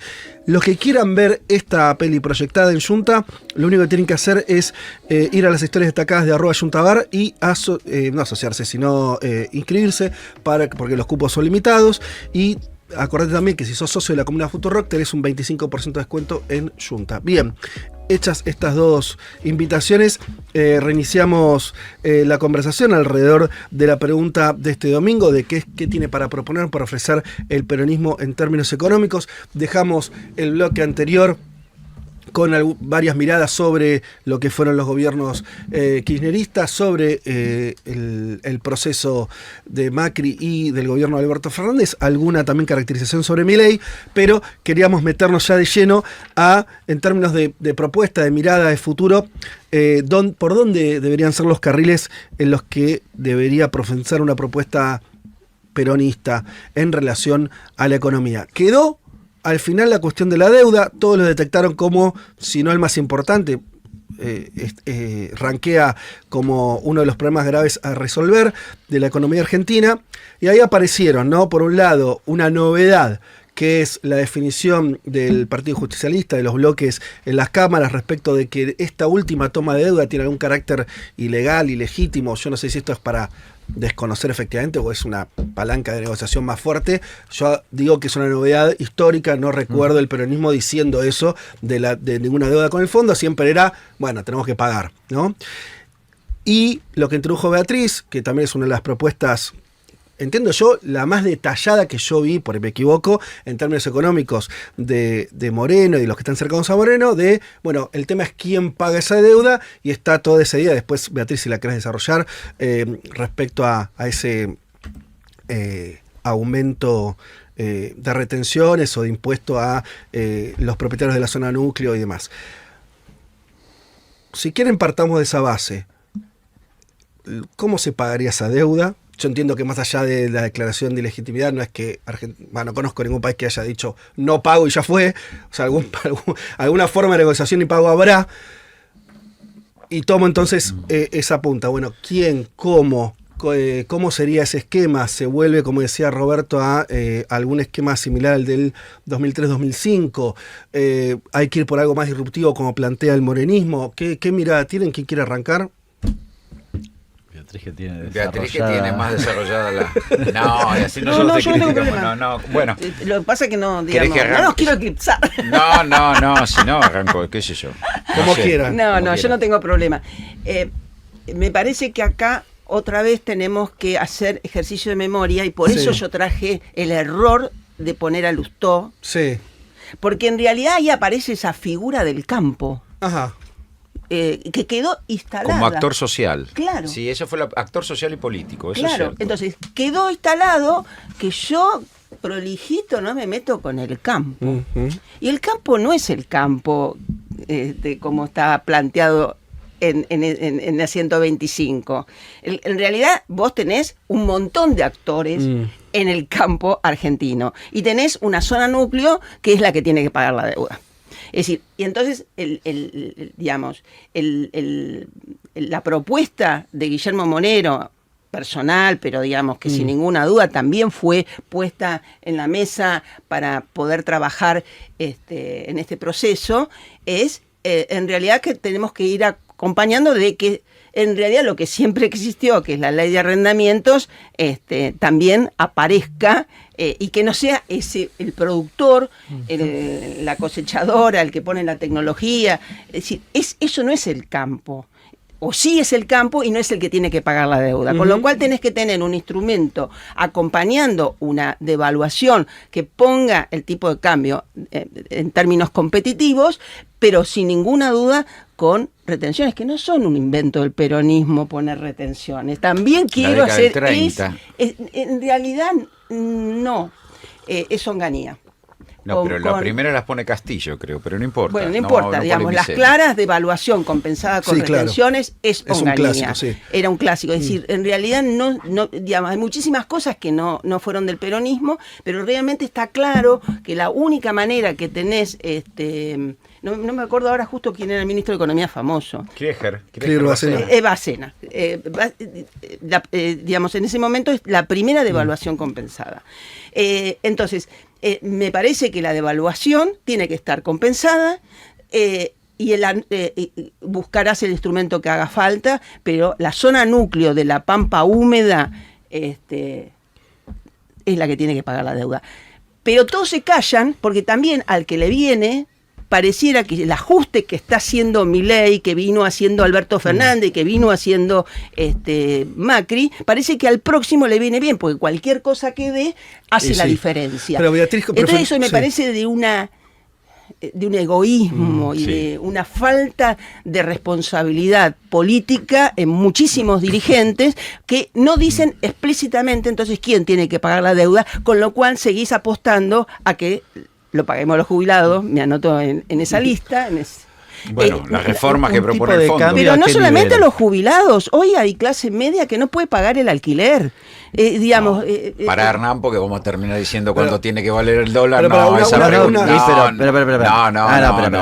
No, bueno. Espera, digamos, espera. no. No. Beatriz Es decir, acaba a de ver, decir, hay que pagarla con No, un está tipo de bien. cambio alto y retenciones. Yo Sí. pregunto, Está porque bien. esto no es neutro, Roberto, No, vos lo sabés. la pregunta, No, la pero pregunta pará, está pará. formulada desde el programa. Sí. Entonces, cada uno tiene Pará, que pará. decir, yo digo, Pues si no vamos con de esta mesa sale un devaluación valor del dólar, y no sé, retenciones. no digamos Sí. eso. Compensadas con, además, no es que el que labura el campo, no, es la sociedad rural. Para ponerle una figura, es la que tiene que pagar, aunque le tengas que hacer un bono, aunque se la tengas que devolver. Pero aunque, una digamos, cosita, porque esa propuesta, así como yo decía, corríjame si no es así, que parece disruptivo y novedoso que por primera vez el peronismo proponga, diga, bueno, che, esta deuda vamos a ver, porque la verdad que no lo tomó el Congreso, una serie de irregularidades. Argentina no puede, un gobierno alegremente endeudarse por Pero- 200 años. También no es disruptivo o novedoso. Rescatemos a Rodríguez Sá en ese sentido, que fue al Congreso, Claro. defolteó y... No, Pero claramente, a lo que anunció algo que claramente, ya había pasado. Redrado acaba de decir que no hay que pagar la deuda, total, la Claro. renegociás, y en realidad es el negocio del fondo y Pero- digamos el status quo del fondo. Tampoco encontramos en la historia del peronismo, creo, corrígeme si no es así, esta propuesta surgida de Moreno de que un sector social concreto, digo, los propietarios de la zona núcleo, paguen la deuda. Te remite casi a un programa más de partido de izquierda, no lo estoy diciendo Pero mal. hizo Néstor, es Como- lo que yo te digo. claro. A ver. La reestructuración de deuda con la baja de 2/3 de stock te dejó a vos con un servicio de intereses que era muy próximo a lo que vos recaudabas de derecho a exportación. Lo único no lo explicitó. Pero en los hechos, la autonomía fiscal 2003-2015 se logró. ¿Por qué lo que dice Hernán? Viene el fondo y vos perdés soberanía fiscal. Vos, che, quiero hacer una universidad. No, pará, porque las metas fiscales... Pagarle al fondo, que era el acreedor que te podía jorobar, y colocar en calce los desembolsos de moneda extranjera del presupuesto con ingresos en moneda extranjera, dólares con dólares, te dejó pesos con pesos. Y vos tuviste la libertad. Pero a ver, ¿cómo es esta? Hoy, sí, Bueno, hoy tiene efectos tenemos, monetarios, pero un ¿no? momento, hoy tenemos retenciones Chicos. hoy. Todavía existen las retenciones. No sé si finalmente Milei las bajó, las de la soja o no. Sí, ya estoy medio bajó, perdido. Bajó hasta junio. Bajó Ahora, hasta fin de junio. mes, Ahora salió sí, una sí. nota. Pero sigue siendo una forma en que el Estado se financia, ¿no? Las retenciones. Sí. Ustedes, más allá de la propuesta concreta de Moreno de hablar de la zona núcleo y demás, entiendo que es un aumento de retenciones al final lo que estarían haciendo. Pero a ¿Se ver, puede aumentar más las hay un retenciones? tema mayor y más importante. Mm. Vos sometiste al pueblo argentino en el 2024 a un ajuste monumental, feroz. En eso le doy la razón a Milei. Sí, hicimos un ajuste feroz. Sí. Muy bien, fiscal. Eso supuso una caída en el nivel de actividad y un deterioro de la expansión productiva. Eso te generó un superávit de la balanza comercial, en parte expandido por la sequía, por la no sequía y en parte por esa caída del nivel de actividad. 18.600 millones de dólares. 18.600 millones de dólares superávit comercial. Y te quedaste sin reservas. El problema es, la primer propuesta es juntar dólares en Banco Central. Ujú. Si no, el esfuerzo es inútil. Vos además, y yo en parte coincido, porque insisto, la reestructuración 2005-2010 fue esencialmente eso. Fue impedir el impacto del pago de la deuda sobre el presupuesto nacional. En términos de... ¿Por qué? Porque además podías administrar el tipo de cambio. Porque el otro problema que hay ahora, si vos devaluás, cada vez tenés mayor carga de intereses. Si vos no dolarizás parte de tus ingresos. Entonces, ese es el otro punto. Entonces, me parece, primero juntar dólares en Banco Central. No podés dilapidar. También lo hizo el gobierno de Alberto Fernández, yo lo tengo escrito, lo dice el libro, lo discutimos. Digo, lo discutí con Guzmán, almorzando con Guzmán en el Ministerio de Economía, que empezaban las culpas, que fue Pese, que fue... Sí. ¿Cómo se dilapidaron 2 años de superávit comercial? Ese es un punto importante. El otro punto, primero es eso, juntar dólares en Banco Central. Se estabiliza desde el sector externo. No hay. Después podés discutir el sendero fiscal, que por supuesto tiene que ser consistente. Pero primero, juntar dólares en Banco Central. Si no, estos se quedaron sin dólares a pesar del blanqueo, a pesar... Bien. El segundo punto que aparece como uno de los temas más importantes en todo este proceso de autonomía a partir del sector externo es qué actores son los generadores de divisas. Uno es el sector agropecuario. Ahora vas a tener otro, que es el sector energético, que el sector agropecuario teme que lo pasen en la oferta de divisas. Bueno, ¿de qué manera el Estado controla esa oferta de divisas? Podrán ser los derechos de exportación, podrán ser empresas estatales. De hecho, en energía tenés una y nos perdimos la posibilidad de tener una en agro. Nadie entiende qué pasó ahí. El principal acreedor es el Banco Nación de una empresa quebrada y vos no la capitalizás. Y después ves. Digo, me parece, que si vos no tenés un ejercicio de control de la oferta de divisas, por distintos mecanismos, no vamos a discutir con los instrumentos, y en parte es lo que aporta Beatriz a esta mesa, es muy difícil pensar soberanía, y muy difícil pensar soberanía fiscal. Sí. Son dos cosas, el stock de deuda y quién la paga. Este stock de deuda es inviable. Algún esquema de renegociación hay que ir. Algún esquema de renegociación de mínima hay que ir. Y segundo, ¿quién la paga? ¿Y quién la paga? ¿Hernán? No, dos cuestiones. Cuando nosotros cuestionamos la renegociación con el Fondo Monetario Internacional en el 22, lo que decíamos es tenía que tener o debías ir a una renegociación de cuotas de pago que te permitiera el crecimiento económico. Esto es absolutamente central. Es decir, no es lo que se hizo. Macri fue la imprudencia, por ser generoso, absoluta. Quería pagar 50.000 millones de dólares en 2 años y medio. Es una estupidez flagrante.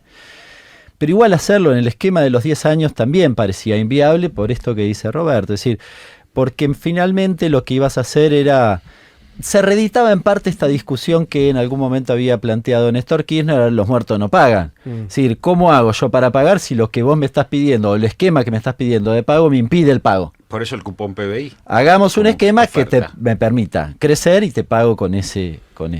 Eso lo comparto además con ellos, con ambos, la cuestión de que lo tienen que pagar aquellos que más tienen. Yo traigo acá sobre la mesa lo del tipo de cambio, no era una chicana. Lo que digo es, después está la realidad.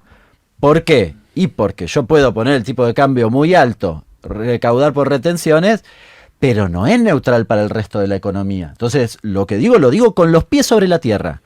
Acá también hubo una propuesta muy denostada, que fue el aporte extraordinario de las grandes fortunas. ¿Bien? Que fue, para mi forma de ver, un esquema que intentó captar, y de hecho lo hizo con mucho éxito porque no cayó la inversión después de eso, que era el cuestionamiento principal, captar la renta de los mayores acaudalados en la Argentina. Sí, los que tenían en ese momento arriba de 200 millones de pesos. Por eso, entonces... Eran muchos dólares. Pero ahora esa discusión se dio en el seno del gobierno, y perdóname una interrupción, y me tocó discutirla con Guzmán en parte, cuando yo le señalaba el efecto riqueza del silo bolsa. Cuando estalla la guerra, el trigo que valía 25.000 pesos la tonelada en enero pasó a 41.000 pesos. Y un tipo que tenía un silo de trigo se veía beneficiado con un efecto riqueza enorme sin haber hecho absolutamente nada. Esa fue una discusión, sí. Por eso, ahora, también estuvo la discusión de los derechos de exportación. Ahí ves, en esa mesa después... En parte sí, pero el aporte extraordinario no fue derecho de exportación. Ni necesariamente fue sobre el stock. ¿Y así por qué que Cristina tenía 28% de retenciones por el girasol y Alberto tenía 7%? Son discusiones paralelas. Bueno, discusiones paralelas. Y te quedaste sin consumir aceite de girasol. Yo lo que digo es, vos trajiste acá, trajeron un escenario, yo propongo otro adicional si querés. Bien, que es que paguen aquellos que tienen mayores riquezas en la Argentina, que parece razonable porque parte del endeudamiento se explica Sí, muy por la razonable, riqueza que sí. ellos han tenido, que paguen con algo de su stock. Si es que alguna vez quieren apostar a la Argentina. Esto no me parece una cosa menor. Perdón, Ahora, para que se entienda esa propuesta, pues en contraposición a lo que decíamos de... pero no es en contraposición. No, Es- bueno, Yo porque digo, Vos llevamos lo el estás tipo pensando de en lugar- cambio a 2000 y está bien, sí, todo se hace más sencillo, pero la gente se murió. pero pará. Bien, el- no es tan sencillo. Vos estás proponiendo algo así como una Bueno, cuestión el peronismo impositiva. siempre vetó tener competitividad respecto del salario, obviamente. Si vos justamente yo dije antes, vos tenés un estrecho desfiladero. El tipo de cambio tiene que ser lo suficientemente alto para dar competitividad, pero no tan alto para Bueno, deteriorar los... Y bueno, entonces y mi pregunta esa iba a esa ese. esa es la crisis del peronismo. Entonces cuando mi se queda pregunta sin dólares. era atinada. Era, Sí. che, ¿cuál es el desfiladero? Entonces estaba Bueno, bastante estás bien. en un desfiladero. Bien, y sí, por eso digo, no es tan sencillo. Nosotros, Ahora, quiero que agregar una cosa. Nosotros también entramos en el Respecto- 2009 en la recuperación con salarios muy altos en dólares y eso fue bueno. Era la primera vez que vos tenías una crisis externa y sostenías el salario. Sí, Ahora bueno, después hacia pasan el 2011 cosas. empezaste Si la con... soja está más alta, hay un Bueno. montón de variables que te ayudan o te desayudan. Si vos tenés todo esto que estamos discutiendo y mañana tenés una sequía y se Sí, te acaba cambia. todo. Milei, si tiene una sequía hoy, se acabó el gobierno en 2 minutos. Sí. Si no tuviera el gasoducto, se acaba el gobierno. Sí. Bien, así de sencillo. Y no hizo nada por el gasoducto porque este es un gobierno que no cree en este diagnóstico que nosotros hacemos. El gasoducto lo hizo a las patadas, pero lo hizo el peronismo porque cree en una salida. Ahora, hay una segunda Ahí también cuestión. se mostraron en el gasoducto la falta de consensos internos del peronismo. Bueno, eso que lo Sí. discutan los chicos que tienen responsabilidad Sí. me parece muy importante. Ahora, también hay una cosa en el peronismo que es que nosotros tenemos la obligación de entender que si nuestra economía tiene problemas de restricción externa y el déficit tensiona sobre ese frente, es distinto como lo piensa lo libertario, porque el libertario dice, no, esa plata, a la usanza de Friedman, dice, no, esa plata anda así, circulando, consume mucho, problema de demanda, porque cuando rota el negocio, el tipito que produce, como, asterisco no menor, como está produciendo al máximo ya, cosa que acá en la Argentina no pasa, pero según su criterio, te aumenta los precios, ¿no? La teoría monetarista. Ahora, sí, desde el punto de vista desde el peronismo, el problema de que si nosotros tenemos déficit y no tenemos forma de financiarlo, por diversas razones que son bastante largas de explicar, pero no tenemos forma de financiarlo, ese excedente de pesos te termina presionando sobre lo que a vos te falta, que son los dólares. Pero ¿por qué tenés Y un esto nivel es de un monetización? problema. Pero ¿por qué tenés un nivel de monetización tan baja en la Argentina respecto a otros países de la región? ¿Por qué no pasa del 25% del producto y Brasil tiene 40, 40 y pico, Chile tiene 60, digo? Bueno, la Bueno. velocidad del dinero es un tema muy importante, probablemente Bueno, relacionado, entre otras cosas, con la inflación.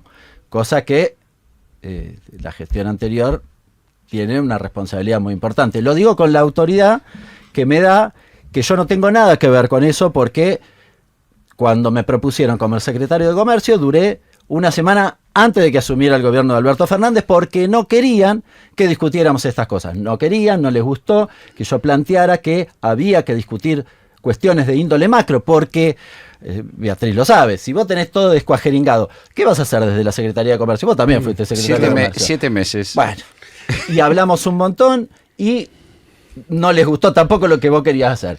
Bueno, yo lo que digo es, desde la Secretaría, no les gustó que discutiéramos cuestiones de índole macroeconómico, esto, no les gustó, la gestión anterior estoy hablando, ¿no? No les gustó que discutiéramos de cara a la sociedad cómo regular precios. Hola Caputo, ¿no? Podríamos decir, hola, ¿qué tal? Que ahora aprieta los supermercados, resulta que los loquitos éramos nosotros, pero ahora los amenaza de muerte si suben los precios. Sí, les mirá vos. invita a rechazar las listas, lo mismo que hacemos nosotros. Sí, yo Sí, necesito a ubicarme en rechazar un par las de listas cosas. y les paga no dándole la paritaria a la Secretaría de Sí, Comercio. sí. Lo pagan los laburantes, ¿no? Entonces, me parece que ese componente también es muy importante. Bien, pero espera, yo ahí tenemos dos o tres aclaraciones respecto de Hernán, porque me toca mi propia experiencia de gestión. sí. Cuando hasta la guerra, los acuerdos de precios o la política de canastas para mantener una canasta básica que combatiera la indigencia, más o menos 38% era la inflación núcleo en febrero del 2022. La guerra dispara todo. Cuando se plantean el aumento de los derechos de exportación, se plantean sobre la base de lo que pasaba en el 2015. Ucrania, principal productor de girasol, nosotros tenemos 7 puntos de retenciones, podíamos llevarlo a 15 por decreto, y no se quiso hacer. Y era el desvínculo del precio interno del internacional. Se aplicaron las políticas de fideicomiso, trigo, aceite. Es cierto que eran herramientas útiles en un estado más cohesionado. Ahora, los hechos concretos es que no hubo programa de emergencia para la guerra que desvinculara precios internos de los internacionales. O sea, aumentar retenciones en ese contexto. Obvio, y cupos de Sí, exportación. los cupos- Aparte hacían al revés de lo que hacía Guillermo. En eso, en favor, digo, se dejaba exportar hasta que decían, bueno, ahora esto lo necesitamos para el mercado interno. En cambio, al revés. Primero se abastecía el mercado interno lo que sobraba y se recién exportaba. se dejaba exportar. Una cosa para ordenar, porque si no nos volvimos por ahí un poco, profundizamos, lo cual está bueno, pero tengo temor de que Ordenemos. afuera no se termine de comprender. Yo rescato, díganme si esto es así, ya avanzamos sobre otras cuestiones, que respecto a la deuda hay un consenso en que obviamente hay que hacer una reorganización muy fuerte y sobre eso definir quién la paga. Está entonces la cuestión dando vueltas de los principales propietarios de la zona núcleo con algún tipo de hay un bono ahí dando vueltas, ¿no? Como la idea de aumentarle ¿cómo es bajar el alquiler de la tierra, por lo tanto también hacer sería como un cobro de impuesto a esos propietarios a cambio de un bono, entiendo yo. Mi pregunta ahí es, por ahí no para alargarlo ahora, las condiciones políticas de hacer eso me parecen complejas. No hables de las relaciones de fuerza porque vas a parecer No, Alberto, ¿eh? no, solamente digo cómo, para ponerlo así, siendo Santoro. sincero, es el nivel de También. creo yo, de enfrentamiento y movilización que te llevaría a eso, creo que es muy fuerte, ¿no? No estaríamos hablando de cualquier actor social, nos estaríamos metiendo con un sector muy, muy poderoso. Y Yo de la lo que Secretaría plantea de Hernán, Comercio salí más clasista. bueno, en la discusión perfecto. con el empresariado. Lo que plantea Hernán, que no sé si es contradictorio o complementario a la propuesta de Moreno, que es, entiendo yo, Hernán, algún tipo de reforma impositiva donde los que más tienen hagan un esfuerzo mayor y con esos ingresos pagar esa deuda, ¿no? Sí, la verdad es flujo o stock. Yo digo flujo o stock, flujo y stock. Es decir, ¿Cómo sería eso los más traducido? ricos tienen un flujo muy importante, por ejemplo, en sus exportaciones, y entonces hay que captar algo de eso, y además tienen la Retenciones. acumulación de todo eso durante años, su stock Impuesto a la riqueza. probablemente haya que captar. Es lo que dice eso Hernán, digo. es básico de teoría tributaria. El ingreso es igual al consumo más el ahorro. Cuanto más ingresos tenés, proporcionalmente más ahorrás, y Sí. por lo tanto eso es patrimonio, hay que grabar ese patrimonio. A ver, Bien. Estoy de yo acuerdo. necesito ubicarme en un par de cosas. Cuando Hernán hablas de nosotros que nos opusimos, ¿de quién estás hablando? ¿Nosotros quiénes son en tu caso? Desde CEPA, yo dirijo un centro de economía que se llama CEPA. Y Pero nosotros hicimos políticamente un documento ese nosotros, muy ¿a quién tiene importante. que ver? ¿A quién responde? No, si querés, nosotros tenemos afinidad con Cristina, así que Está. tenemos diálogo y Si vos pensás que propuesto- Cristina dice eso. No, Cristina, porque que diga cuando lo que hablas de ella nosotros quiera. es muy indefinido. No, Por eso te lo indefinido quería, no. lo quería no, precisar. no. Es muy impreciso lo que estás diciendo. Máximo Kirchner se opuso al acuerdo con el fondo. Exacto. Bien, fue muy concreto. Lo mataron. Bueno. Para mí, justamente, porque ahora vemos los hechos y medio Por que eso tenía me razón. parece que es bueno concreto. poner Tenía nombres. razón, Por Máximo. eso me Perfecto. parece bueno poner nombres y apellidos. Claro. Nombres y apellidos. Se opuso Máximo. Y digamos, me pareció válido, digamos. Lo hizo en el Parlamento, claro, explícitamente, exacto, sí, sí, institucionalmente. Bueno, no es decir, fue una a mí me parece declaración válido. pública. Por eso el nosotros me parece que no tiene que quedar indefinido. En nada tenemos que quedar indefinido. La otra cuestión que mencionaste, Roberto, es el sector energético. Y sin ninguna duda para mí, tal cual lo explicaste recién, primero tenemos que abastecer, porque si no, no podemos industrializar un mercado. Articularlo con un mercado, con un proyecto industrial. Exactamente. Seguro. La discusión no es si es el puerto de la provincia de Buenos Aires se exporta o se exporta por otro puerto. Es decir, la discusión que de base y donde, insisto, que hay que explicitar y poner en blanco y negro es quién paga la deuda y cómo vamos a industrializar, que era tu pregunta. Y para industrializar hay cuestiones que yo no las pongo en cómo genero divisas con el sector energético, sino primero genero industrialización y después genero con el resultante puedo exportar y generar divisas. Pero sin ninguna duda, cuando vos pones un modelo de industrialización, lo que tenés que priorizar es que haya empleo, trabajo, y a mí me parece que cuando se habla de pagar la deuda y no decimos que hay que poner retenciones y un dólar competitivo, lo demás es romántico. Es decir, poner un impuesto después es válido si lo paga, no lo paga, le hacen un sumario en la no importa qué, pero lo real y concreto hoy es que necesitas tener un superávit fiscal para poder sostener un proceso de industrialización, un proceso de crecimiento de empleo, un crecimiento sin ninguna duda del salario, con lo cual el desfiladero es claro. En la época de Néstor, cuando lo hizo, nosotros necesitábamos un superávit comercial de unos 10.000 millones, hemos llegado a tener 12.000 y era extraordinario, pero hoy me parece que ni siquiera eso alcanza. No. Más de 8.000 millones de dólares entonces, de servicio de interés entras en crisis externa. Exactamente. Eso lo teníamos estandarizado en el Ministerio de Economía. ¿Ustedes coinciden que hay una oportunidad diferencia incluso del kirchnerismo desde esa etapa, que es esta ecuación nueva energética le daría, o sea, eliminaría algo que pasó efectivamente en el momento Argentina tuvo que empezar a importar combustibles o también generó y la energía problemas. Deja de ser una restricción para convertirse en un factor de expansión. El tema es hacia dónde. Es una ventaja, es un escenario novedoso. Es un escenario novedoso. No, es un escenario novedoso, te ayuda mucho. Fíjense, Milei habla de la B corta de recuperación de la actividad. Efectivamente hay una B corta. Ahora hay una L en empleo y hay una L en industria. Sí, ¿por qué? Porque vos te caíste, se cayó la actividad, pero lo que te tiró para arriba es energía que no genera empleo. Sí. O genera muy poquitito empleo. Sí. Con lo cual, y el sector agropecuario un poco también. Es un modelo hacia el que vos podés ir. Buenísimo Vaca Muerta. Ahora, si ese es el modelo, es un modelo que deja a la mitad de la gente afuera. Por eso estamos hablando de industrialización. Sí, una pregunta. Si es producción primaria o es efectivamente un modelo industrial. Yo tengo un montón de propuestas al respecto. Bien, vamos a la cuestión industrial. Creo que están todos de acuerdo en que se imaginan un país industrial desde el peronismo. Última cosa antes que... Dale, brevísima en favor de Sergio Massa, mira, lo voy a decir. Cuando el fondo le corría el arco a cada rato en el 2023, y es lo que dijo Hernán, nos faltan los dólares de sequía, es un hecho objetivo. Sí. Él consiguió prestamistas de última instancia, alternativo, el Fondo Catarí, la CAF, el swap chino. Es decir, no es real, el escenario internacional nos permite juegos hoy. Si te ubicás bien en el escenario internacional. Bien. Perdón, No, tema industrialización, decía, están, en principio entiendo todos de acuerdo, más desde el peronismo, en que no está bueno ir a un escenario donde solamente exporte materia prima y la gente no tenga laburo, etcétera. Eso está más o menos claro. Pongo la pregunta, o donde yo veo el problema, para ver qué propuestas e ideas hay.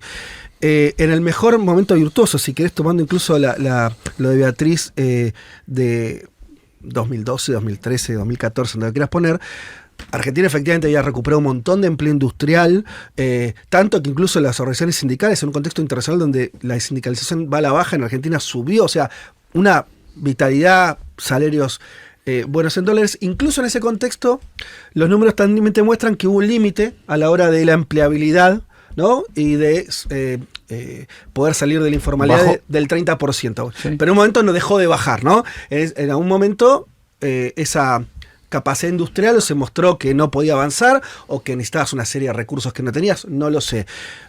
Ese problema, ¿cómo lo ven hoy? Más allá de que yo veo que puede haber una recuperación rápida, porque estamos ahora en niveles pésimos, pero tengo ese recuerdo de un momento donde llegaste a ese punto y no pudiste ascender, seguir industrializándote.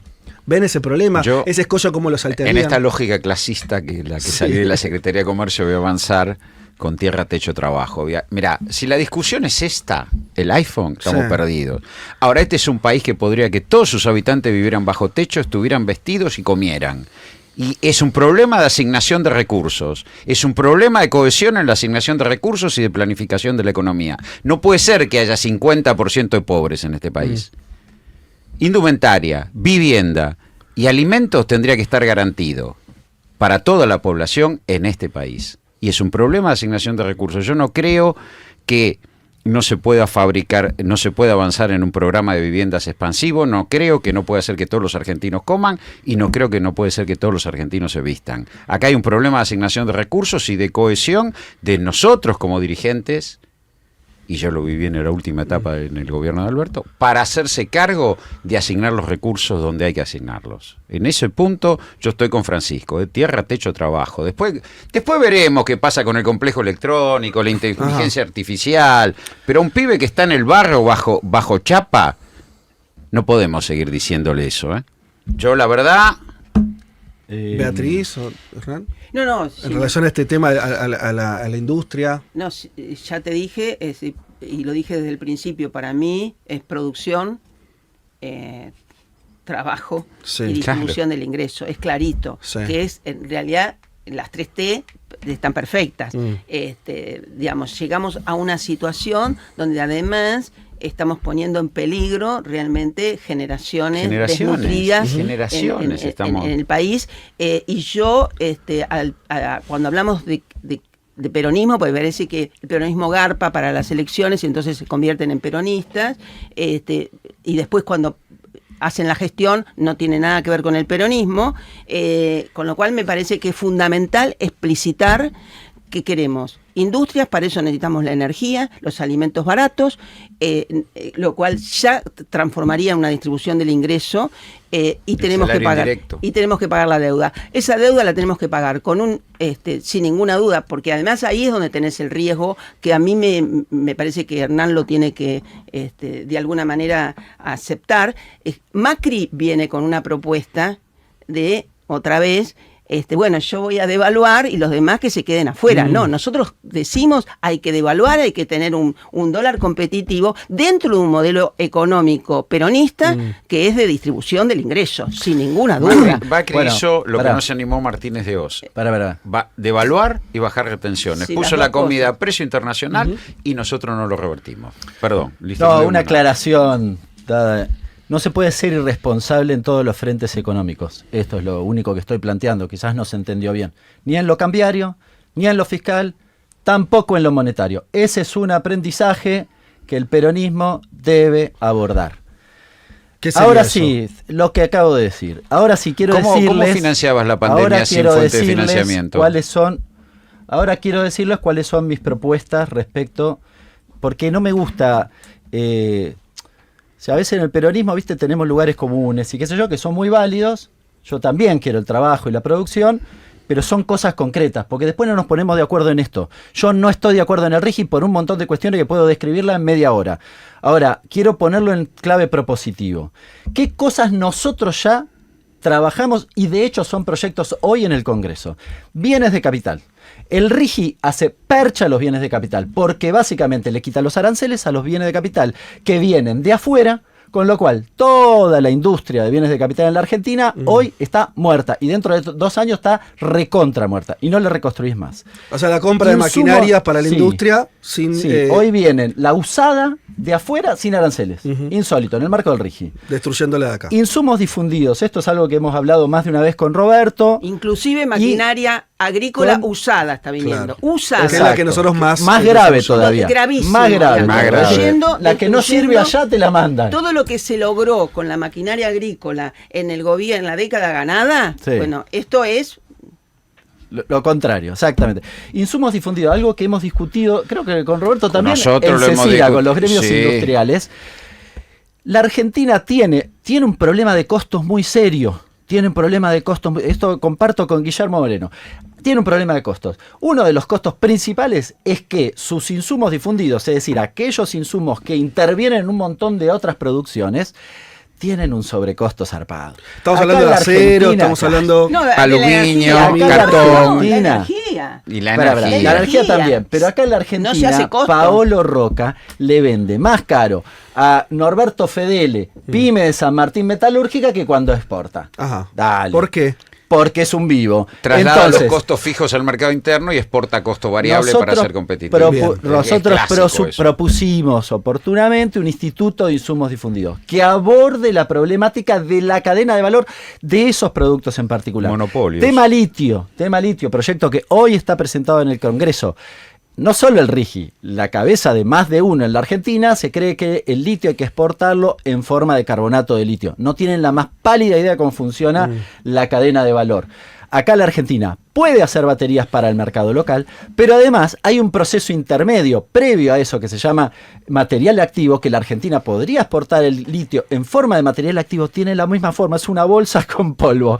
Lo podría exportar, vale 3 veces más. Bueno, ahora cayó el precio de todo, pero y es un valor agregado que la Argentina conoce. Roberto Salvarezza lo ha impulsado desde ITEC, desde hace más de 10 años, 13 para ser preciso, y es un trabajo que deberíamos retomar, porque además las empresas internacionales chinas, norteamericanas y demás están dispuestas a montar esas plantas acá, porque si no, ¿sabes qué va a pasar? El litio de Catamarca se va a Brasil, lo procesan en una planta que ponen al lado de la terminal automotriz en Brasil y vuelven a la Argentina en forma de batería dentro del auto. Argentina es el único país que tiene en Latinoamérica litio y terminales automotrices. Brasil tiene muy poquito de litio. Y ahora Lula promueve todo ese proceso, porque también está viendo la misma peli. Nosotros estamos yendo a contramano. Electromovilidad va de la mano de esa cuestión. Presentamos un proyecto junto con Paco Manrique de Esmata. Industria naval y marina mercante. Tema central. Marina mercante en Estados Unidos. Hoy están discutiendo en el marco de los aranceles, porque el origen del quilombo de los aranceles es que Trump está viendo que hay un montón de cosas que ellos deberían hacer o ser de ellos que no son más de ellos. Sí. No se mueve en el Mississippi, no entra más un buque que no sea norteamericano, chicos. Acá es una timba. Están desregulando el cabotaje local. O sea, ¿qué significa esto? Que podés poner la bandera que se te pinta en un buque que va de Rosario a, no sé, a cualquier puerto de la Argentina. Lo que querían los ingleses en la vuelta obligado. La batalla de la vuelta obligado fue eso. La no navegación de los ríos interiores. Vos subís al buque contratado y las leyes que te aplican son las leyes del país donde pusieron la bandera. Extraterritorialidad. Es una locura. Economías regionales. Están destruyendo el INIM. Se están muriendo los pequeños productores. Si quiere copiar Milei, que tanto le gusta a Trump y le copia todo, ¿por qué no le copia algo que nos venga bien a nosotros? ¿Por qué seguís hablando de Milei? Nos falta poco del programa y no hablar de nosotros los peronistas. Nosotros los peronistas, ¿qué tenemos que hacer? Pero, Beatriz, porque todo eso lo hicimos y tenemos experiencia. Déjame terminar. No lo hicimos. Déjame terminar. No. Ni el insumo de fundidos lo hicimos. No leíste la década ganada, entonces. Litio no lo leíste en la década ganada. ¿Sabés qué dijo Guillermo cuando le planteamos lo del litio? Eso ya fue. Hay que mirar la década ganada. Mirá, eso discutirlo con la década Guillermo. ganada. Eso Ni siquiera sabía la década ganada que había trabajó compañeros.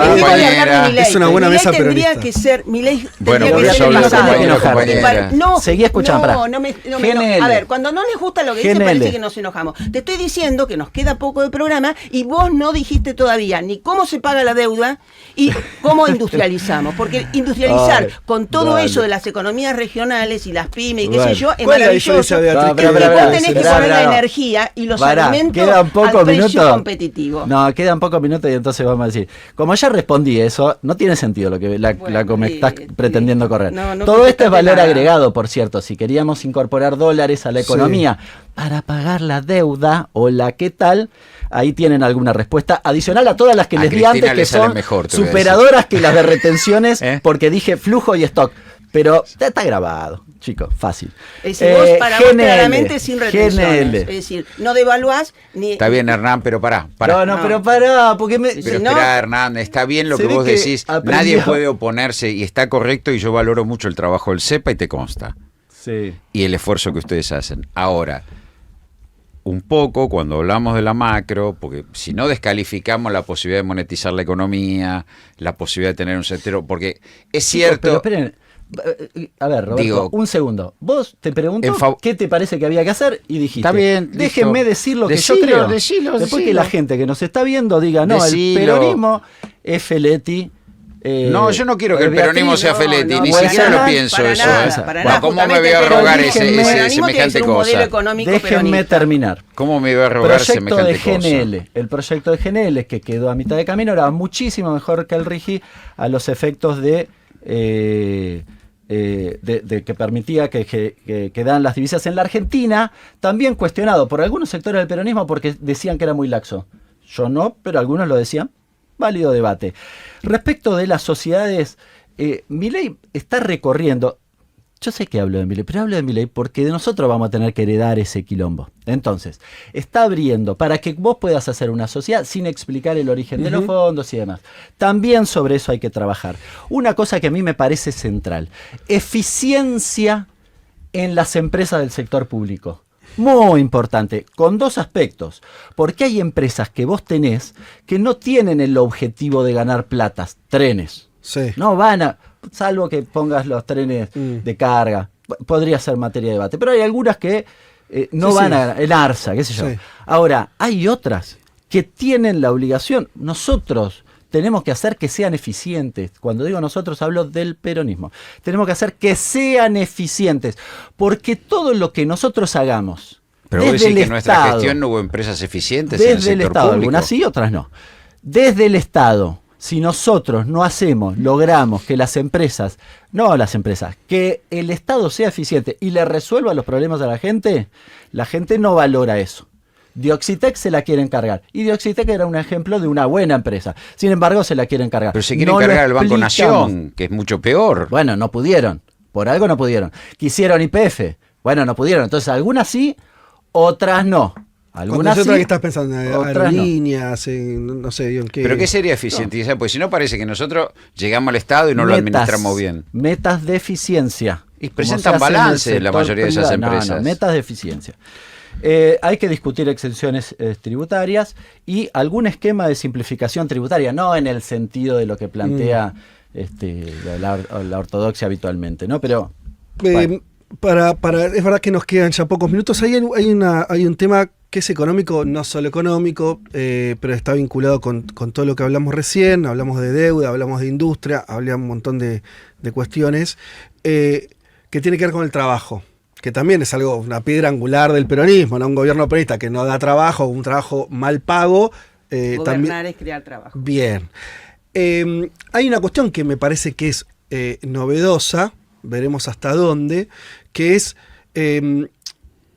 en los 90, cuando se produce la reconfiguración de Menem, rápidamente hay un montón de gente que queda en la calle, ¿no? Ya sea por privatizaciones, después por la propia recesión económica a partir del 95, bueno, muchos desocupados que empiezan a ser el germen de las protestas sociales. En esta era, incluyamos de Macri para acá y listo, donde hay quiebra empresas de pymes y demás, ese desempleo se ve menos porque hoy hay también toda una realidad de trabajo, entre comillas, informal, que puede ir desde el Uber, Rappi, ¿no? La Sí, gente los servicios personales de baja calificación. Claro, la gente, bueno, lo conceptualizaste, la gente con su Instagram haciendo algún tipo de emprendimiento, ¿no? Todo eso encubre también, hace que ese desempleo se vea menos. ¿Cómo piensan ustedes el trabajo en un hipotético gobierno peronista? Vuelvo a decir algo, como dije con la industria, con el trabajo, tomando el mejor momento del kirchnerismo, esa informalidad en un momento dejó de bajar, ¿no? Como que parecía haber un techo.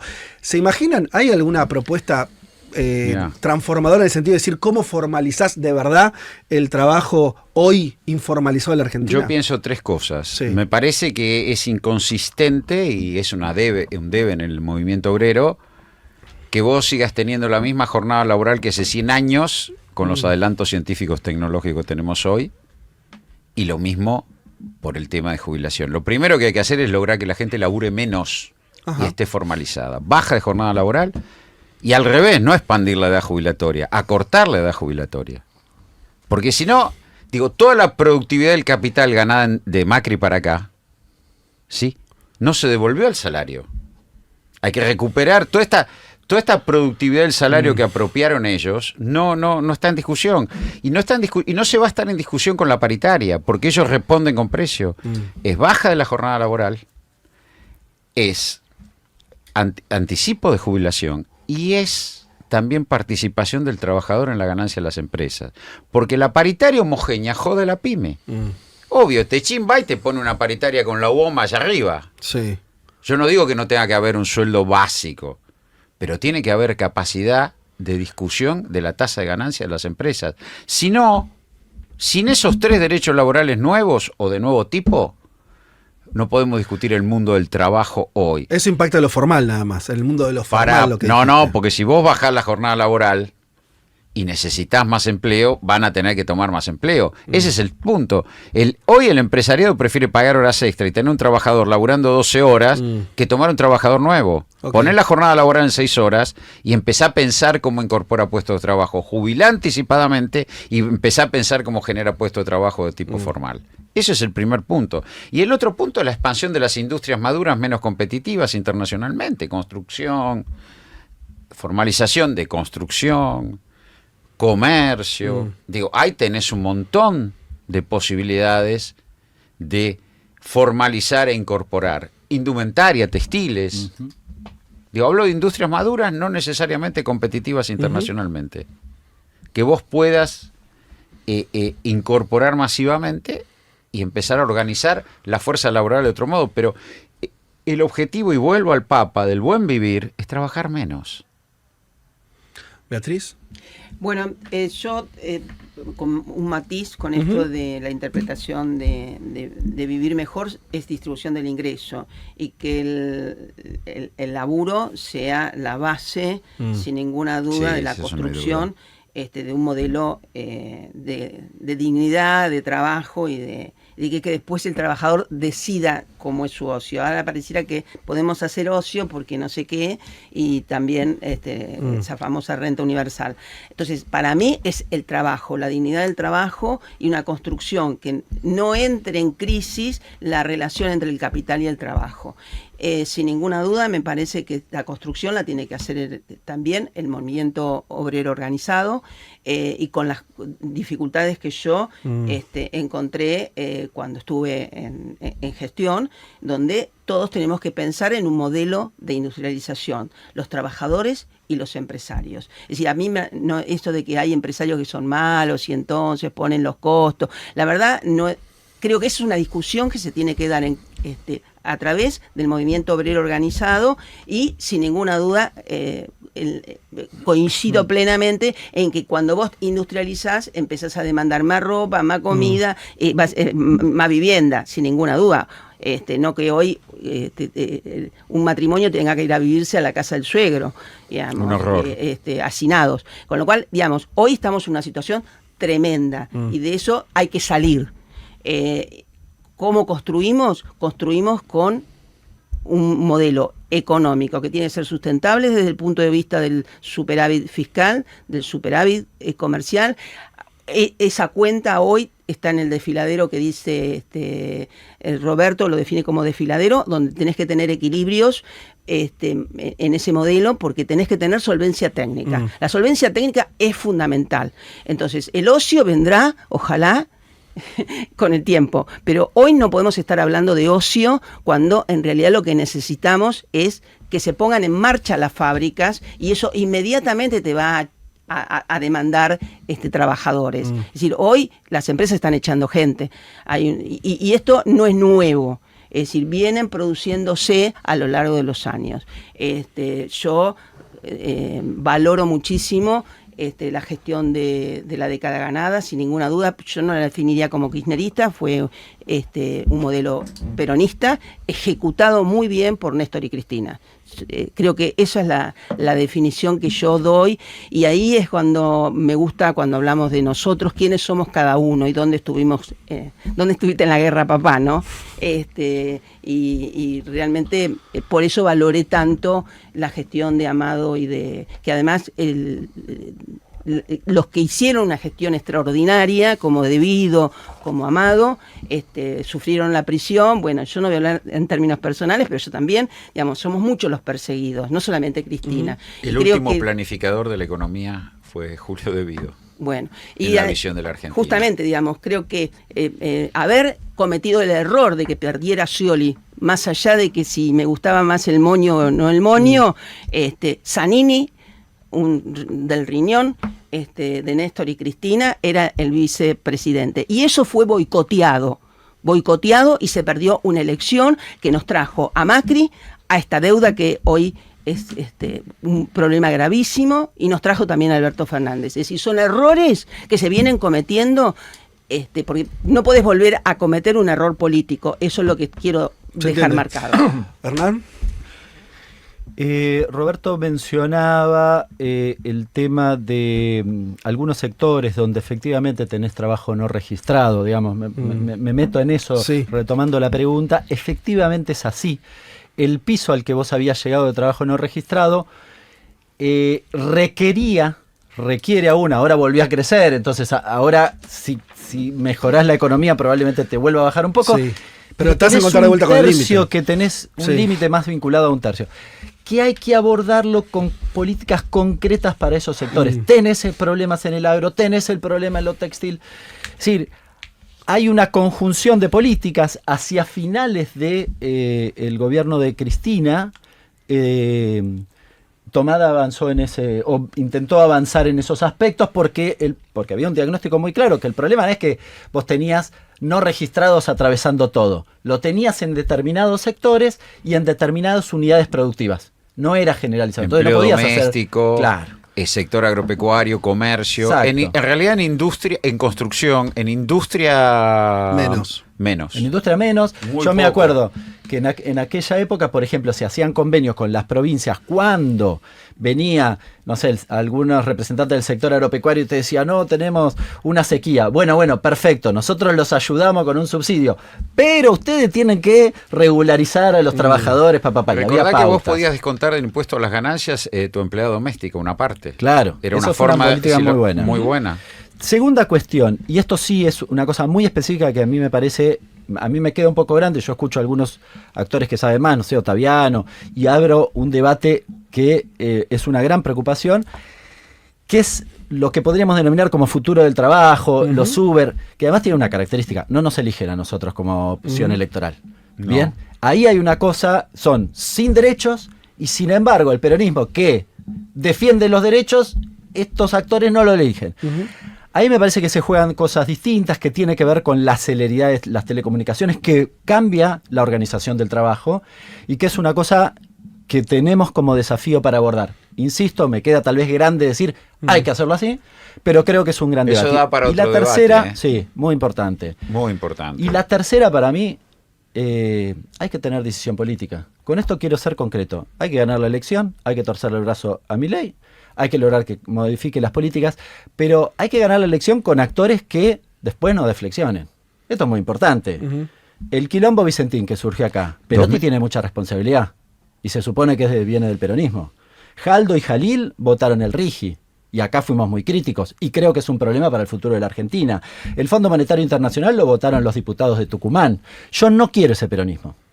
Un peronismo edulcorado que va, se acomoda a ver si guarda su quintita. No, conmigo no cuenten para El eso. gran fracaso del triunfo electoral, 48% de los votos, ganamos en primera vuelta, Macri, 2019. Ahí el Frente de Todos tiene que revisar todo eso. Nos quedamos sin tiempo, estuvimos conversando con Roberto Feletti, con Beatriz Paglieri y con Hernán Lecher sobre qué puede ofrecer, qué puede proponer, qué está pensando algunos sectores del peronismo, los que están expresados en esta mesa. Por supuesto el peronismo es un movimiento muy amplio y habrá otras ideas y otros, pero bueno, armamos esta mesa como para reflejar un poco algunos debates que están en la superficie, otros que no.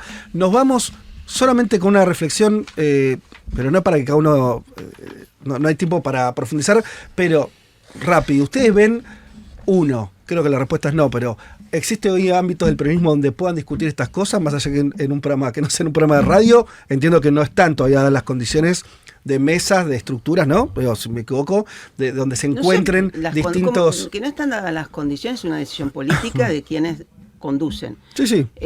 Para mí, el Partido Justicialista en un momento cumplió un rol extraordinario con todos los equipos técnicos del peronismo, de todos los equipos técnicos del peronismo. En tiempos de Macri, ¿no? En tiempos de Macri. Eso es lo que no está hoy. Hoy, en realidad, las instituciones que tienen que ver con el peronismo no están siendo, en realidad, conducidas. Y... última cosa, Yo tengo decilo. No, comparto esto, Sí. que no hay una única Sí. instancia orgánica, al menos en nuestro caso. Yo discuto con mucha gente, con muchos sindicalistas, con otros compañeros del mundo de la economía que no piensan como yo. Es decir, Se dan sí, discusiones, pero no está... Pero no se Sí, logra, no digamos, tienen- vos tenés que salir de una mesa con un consenso. Bueno, con por decir, eso. bueno, vamos todos para acá. Y ese Pero, por vamos ejemplo, todos para acá, no no lo está. veo. más o menos, de nuevo, insisto, CECIRA es la Confederación de Gremios Industriales. Se juntan, ¿cuántos son? 50 gremios industriales. Hay una mesa de discusión. Nosotros hemos ido. Yo participo regularmente Sí, de sí, ese hemos lugar ido. y discutimos la cuestión económica. Es decir, no sé, todo el peronismo no tiene un lugar, pero ese es un lugar del peronismo muy importante para mí. Y finalmente, esto ya lo digo yo, no se lo voy a decir a ustedes, en la mesa noté diferencias, no noté tanta diferencia de rumbo de donde hay que ir, que me parece, en otros momentos el peronismo ha tenido rumbo, ¿no? Que esto fue para otro lado, ¿no? Me refiero a los 90, digo, circunstancias donde las diferencias hacían que sectores enteros del peronismo se vayan frente a lo que era un proyecto que iba para un lado muy concreto. Digo, no lo veo acá, más allá de las diferencias que pueda haber.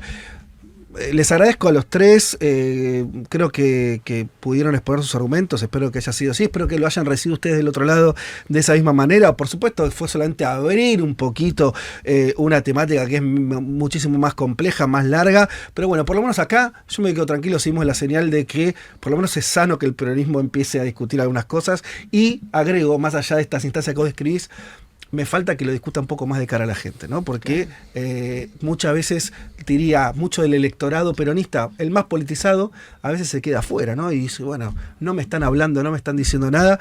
Ojalá que lo hayan recibido como un intento de modificar eso, aunque sea en un granito de arena.